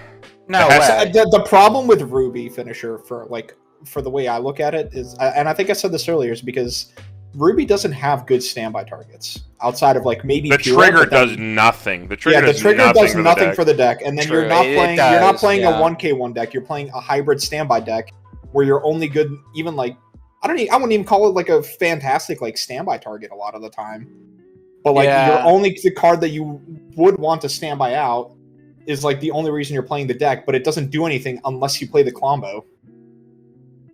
Yeah, like I agree with that. Ruby does not take the Ruby top end does not at all take advantage of the standby trigger. It feels like it wants to be on something else. I think the Hestia, you have a lot more Um, you have a lot more ability to like actually finesse your opponent, like finesse the game into a win with side attacks and cancel burns. Whereas Ruby is literally like, oh, I hope my opponent eats 6 straight. Yeah, Because your opponent has to take 6 off the top, or else Like- so uh, again, I think it literally comes down to Danmachi is a deck that answers a problem. Ruby is a deck with good cards, good enough cards at every level that also answers a problem. But Danmachi is better at answering the problem, especially once Rushia is a card that exists. Because Pyeongkichi, if you're talking about Pyeongkichi being better than Eyes being comparable to Pyeongkichi, Pyeongkichi actually gets you over fucking Rushia's if you want. Because Danmachi has true infinite power. Because you can filter into anything. What are you talking about? The eyes would get over the Rushia too. I guess No, like it wasn't. 15, 15-5. 16-5. It gets to 16-5 with a You don't have to play an Back assist. You don't have to. You can literally costlessly kill a Rushia. That's why the Pyeongkichi is good. To do that same play with Ice, you'd need to play. You need to pay 3 stock. Pyeongkichi could do it for free and not lose card advantage, provided it was playing a door that turn. Which, let's be honest, they are every single turn. I mean, you could just play a climax with ice too. I mean, But, you I had think to we're pay getting a little 3 bit stock. off topic. Like, But you had to Danmachi spend has 3 like good stock, board breaking yeah. power, regardless of the Yes. event card. For sure. Regardless of what route you go. Well, I'm just saying, we keep bringing up the fact that the Ice costs 2-3 stock, and you keep saying that doesn't matter. I think it does matter. I think that's what makes the Pyeongkichi better, and that's why the Pyeongkichi is putting up results. That's why it's being played. Because one is costless and one isn't. I think it's that simple. I mean, I don't know if it's actually that simple. One's like a very large package. The other one's just it's not a Well- very large package. It's not when the rest of the cards in your set are shit, and that's the problem with Danmachi. Like, literally, the reason that deck like gets away with it is there are so few cards that you want to play. There's so few cards in that set that you want to play. Like, and the cards that you do want to play, a lot of them you don't even want to high counts. Like that 2/1, that card's good, like the back row, right? But it's like a tech card. It's like a one of. Like, you want to play for your finisher. You want to like play some amount of healer, right? At 2. And then like you want to play all these events. You're already playing 8 events. You might as well play fucking 12.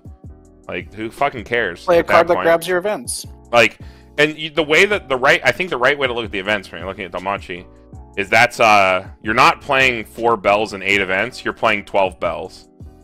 That's the way you look at it. The deck starts to make a lot more sense when you just see 12 bells in the deck and you don't see 4 bells and 4 events. Because the deck actually has tools to get events into its hand, unlike other event decks. And like, yeah, all your zeros except the event Kome are absolute shit.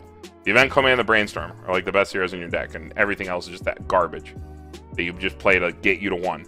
That's why they're playing the bell. They're playing the bell because it fucking... You get to level 1 and you don't have to play your shit zeros anymore. Like, it's literally like... That's what I saw on Twitter. It's like, we're playing this card so that we can not play level 0, because level 0 sucks. It really does. Yeah. Really, like, really does. You play a card that makes you take a damage and then eat 2 3s. Because when your opponent triggers 2. Because that is better than being at 0 for another turn. But like the format's gonna shift a bit, and this deck's gonna drop like a rock, right? I mean, in Japanese maybe, but English will always be Japanese from 6 months ago. Well, I mean, yeah, I mean it's Japanese light in a sense. In a sense, there's like some other tools, but I think as long as English doesn't have a ban list, Danmachi is going to be a really solid pick. Yeah, Danmachi is definitely going to be a good pick. And I hate that it's going to be, because I also don't like decks like this, but like, you know, like decks that are like only good because they're doing this one thing, right? Like they're not doing anything else. Like it's not interesting to play 3 bells every turn and like your 1/0 bell attacks for 18-5.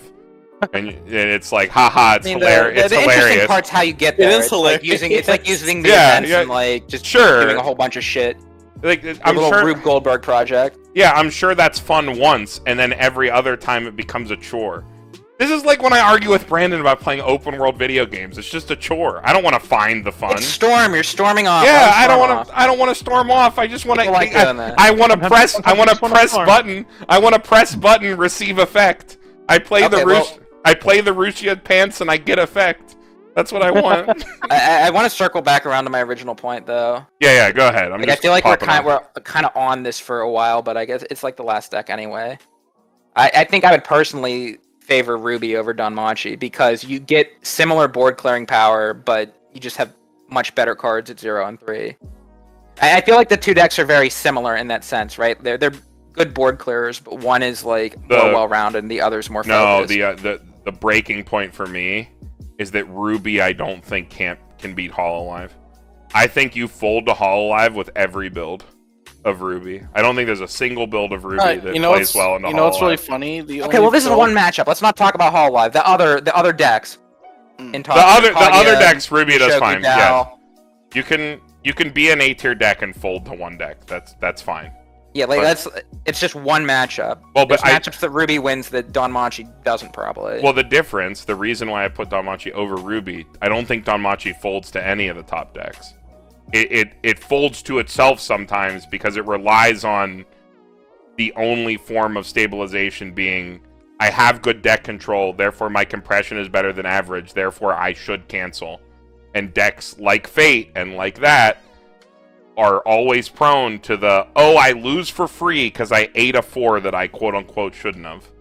And that's the problem. This is, like, so weird. It's like you defending the anti-meta deck and me, like, attacking it, kind of. But, like, I don't know. I just feel like Danmachi's really, really good at what it does, getting really big and swinging over stuff and recycling cards. Well, that's what's good. In matchups where that's not good, like, how are you winning? The finisher is underwhelming. The zeros are still shit. Look at the decks above it, Andy, and tell me how being big on offense doesn't win you the game. But like in matchups where it's not all about board though, like when they just like go fast and go for their finishers too. If you're playing against something in A tier, like you know what else Danmachi has or Ruby? Danmachi has really good deck control.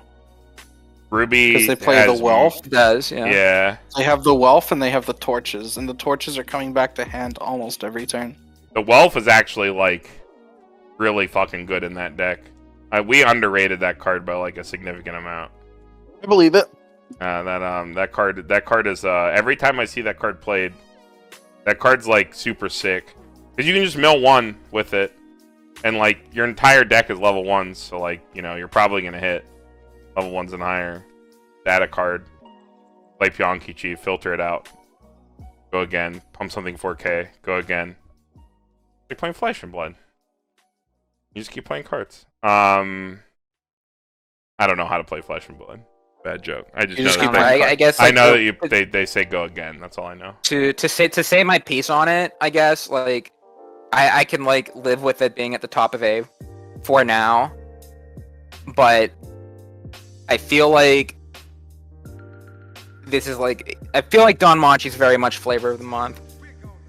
I feel like people are gonna I don't move off it disagree. real quick. I don't disagree with you. The problem is, if we're talking about Japanese, because I think it will fall I think off. they're in gonna move Japanese. off it too. Oh no! Japanese will move off it. Is what I'm saying.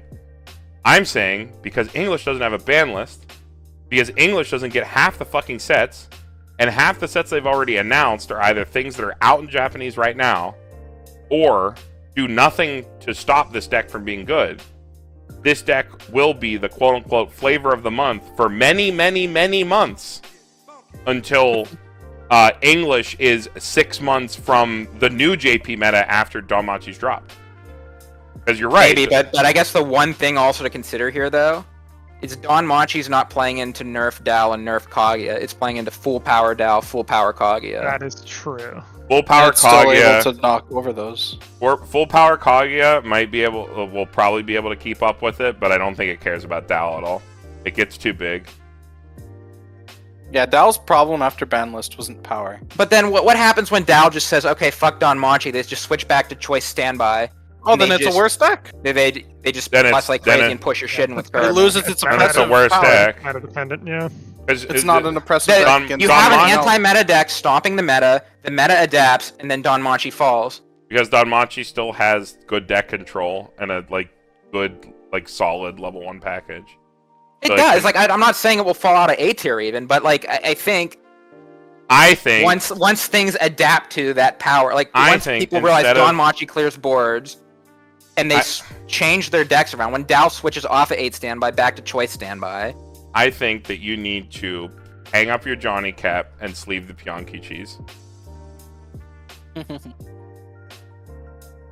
okay, I mean, I'm looking at the set like as a whole. You know, like I'm gonna sleeve it up. I'm gonna try it. Like I'm not trying to like. Oh, I don't trick care. anyone I don't and care. act like I've tried everything when I haven't. I was very upfront with that. I have not. I know. sleeved it I'm up and saying tried it. I don't care about the set as a whole. I care about the only deck in the set that's good, which is that Door Pants deck. Because I think Yeah. not a single other deck in Danmachi is worth fucking playing. Burn the rest of your playset. Build that deck and burn every other card. There's no What? reason to sleeve a single other card in that, unless you really like Estia titties. And some people do. Like Breast milk. competitively, there is no reason to play any other deck in that set. Because yes, your zeros actually are so trash. In any deck other than a deck that fucking directed, where you play a card like Bell fucking JC Ricky thing, so that you skip level 0. You go directly from 0 to 1. That is why that card is played. You play that card to mill some card, grab some events, and like skip level 0 because you don't want to play more level 0s than you ever fucking have to. Like, yeah, the deck's like pretty fucking shit outside of that one fucking hyper directed deck. So That's kind of funny. yeah, like the level 0 is so bad that no one wants to fucking play it. Just fucking take 1 and then eat 3 twice. Then you're at 1. Never have to worry about it again. It's so simple. But like, I don't know. To me, Danmachi is doing what Ruby is doing. It's just doing it more purpose built. And I don't think Ruby having better zeros or having a more well-rounded like outlook and being a more well-rounded set makes it any better when the decks that exist above it exist. Because Danmachi's good into Dao. Kaguya, it beats over Kaguya's shit, but Kaguya doesn't care. It beats over Mushoku 8 standby. The choice Mushoku decks don't care. It actually challenges Hololive. Ruby doesn't challenge Hololive. It shits on 8 standby slime. Danmachi does. The choice pan, like the pan store decks don't care about it. But at least it still has its deck control versus everything else. But like, I don't know. I could see it moving down, but I think when you're looking with these decks in it, since Danmachi can like challenge everything above it, I think it deserves to be at top spot. And I fucking hate this set. Like, I can't believe I'm defending Danmachi. I hate when decks like this are good. It's fucking boring. Fucking boring. I don't want to play the Rube Goldberg machine. It's boring, but it's got it just seems a bit disingenuous to be top of A to me when it's like you go to just a random locals or something, and then you're not playing against the top tier all the time, and then you're losing to B tier decks.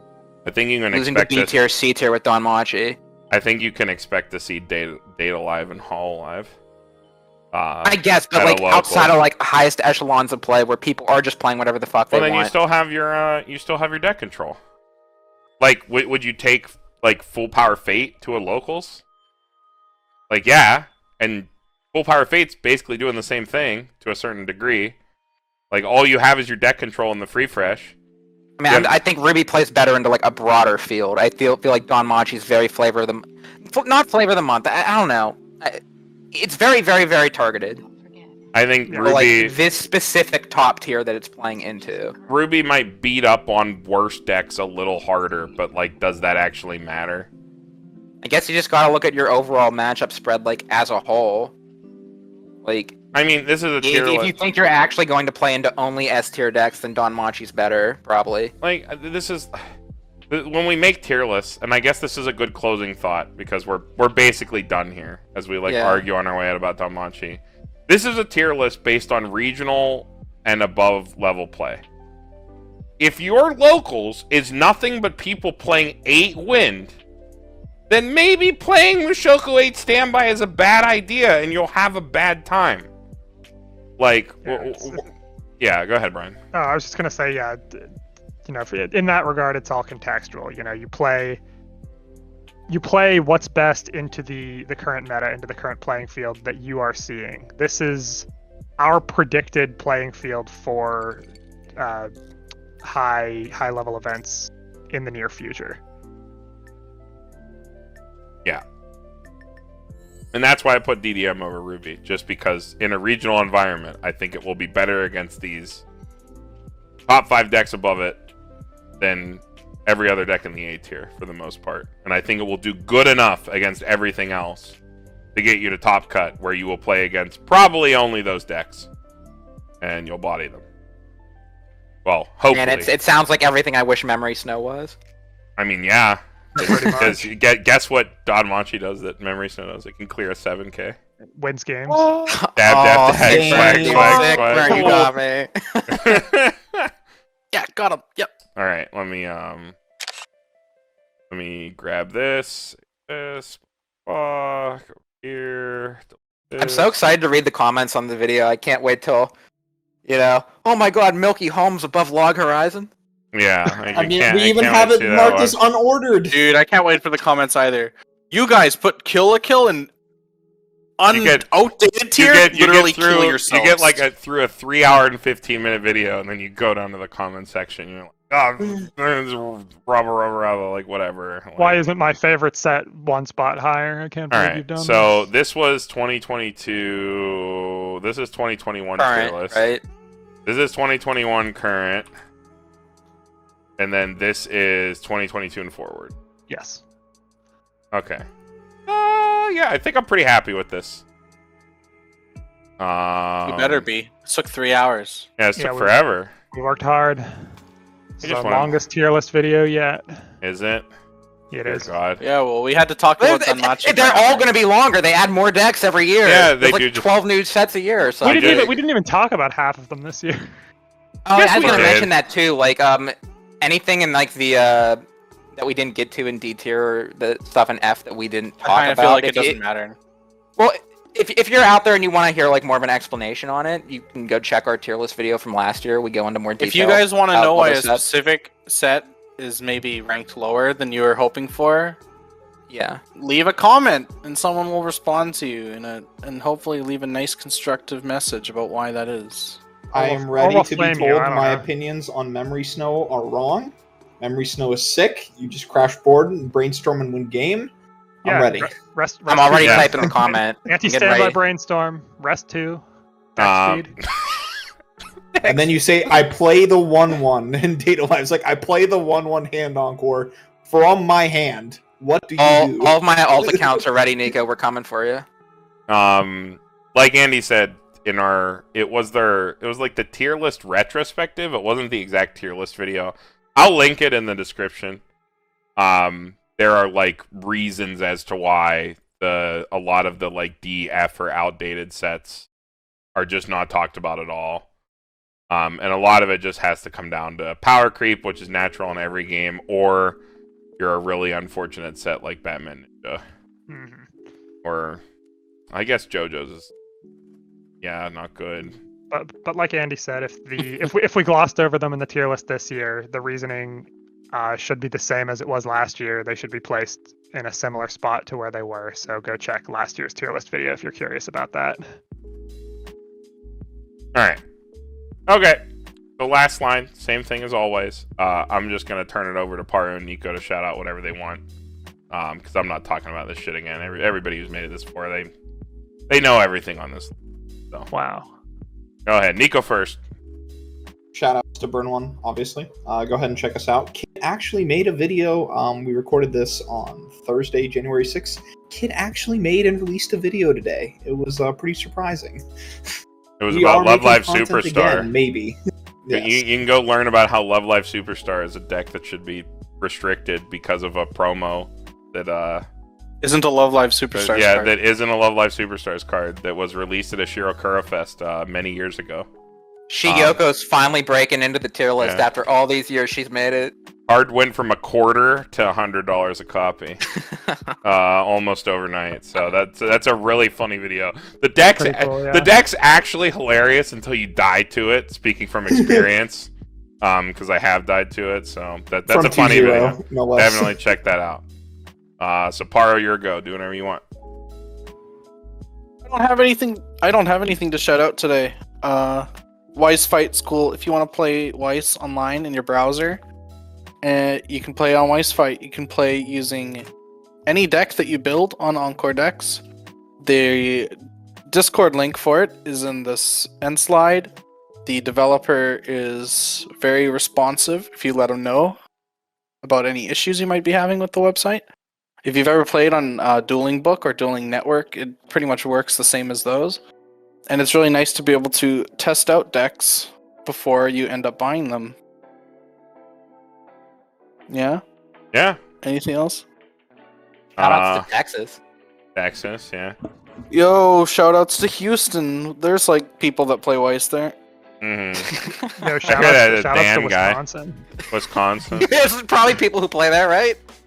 I would assume so. If you're from Wisconsin to play Weiss, leave a comment. Leave a comment. Upcoming content. We have to do the Fate Grand Order Camelot set review because I'm gonna be honest, I forgot that set existed and Andy didn't remind me until like last week. Nice. Yeah, at So- some point we'll get to that. But I mean, So I'll we see have- you guys on that yeah, video. Yeah, you care about that set. I I don't guess I like- Para's the only one. So. I like Nito Chris. I care about it a lot dude. too. I really Yeah, like okay. Nito Chris. Drop I your don't- favorite Nito Fast. Christogen in 6-digit Yeah. code in the comments. Yo, Nido Actually- King. Do not do that. Nito Chris. No, Nito Queen, my guy. He's a Nito Queen, bro. Come on. All right. Other upcoming content. I don't know. They keep releasing. Rush stuff. rundowns. Deck Rush Do Tech. 'em rundowns, sometime. yeah. Deck techs. We'll do 'em. Rush rundowns. We're gonna try to get those back like up and going before in-person tournaments resume because so much has changed since we stopped doing them. We stopped at like Slime. There's a lot of decks that we have to cover. A lot I of would like sets. to contribute something Marvel related at some point, whether that be a deep dive or a deck tech. I know we have Zach in our scene who is still working on Marvel, so maybe get you two guys together, make something. Potential collab? Yeah, collab. Zach Paru collab. Zach X Texas. That Paru's lap, like from the one. Ooh, that was I good. like The it. one We set have like review. the whole lore building That's itself deep now. There's like lore. an extended lore. The Yeah. Pittsburgh extended universe here. in Carmen's that? basement, That's a where he Dalmachi locked set us up review. to do content. Yeah, It that was. is- yeah, I do. You're all stuck here. Been here for 3 hours. No one keeps going. Don't stop. Yeah. Except for right now. We're done. We'll see you guys in the next video. Thanks for watching this year. We made it to 1,000 subscribers. It's insane. Thank you all so much. We never imagined that we'd be here. Carmen's going to edit in the confetti. We can do editing critical. Going, Whoa, that's what I'm talking about. Woo. What are you waiting for? Woo! We did a test the other day, live stream with the GoPro, and the GoPro overheats at the 1 hour mark, almost on the dot, every single time. So I had to come up with an alternative. So I'm waiting for that to come in, and then GoPros that alternate. Then yes, that is the exact solution. You figured it out. And once that is ready, and I get that set up, we can start streaming our locals.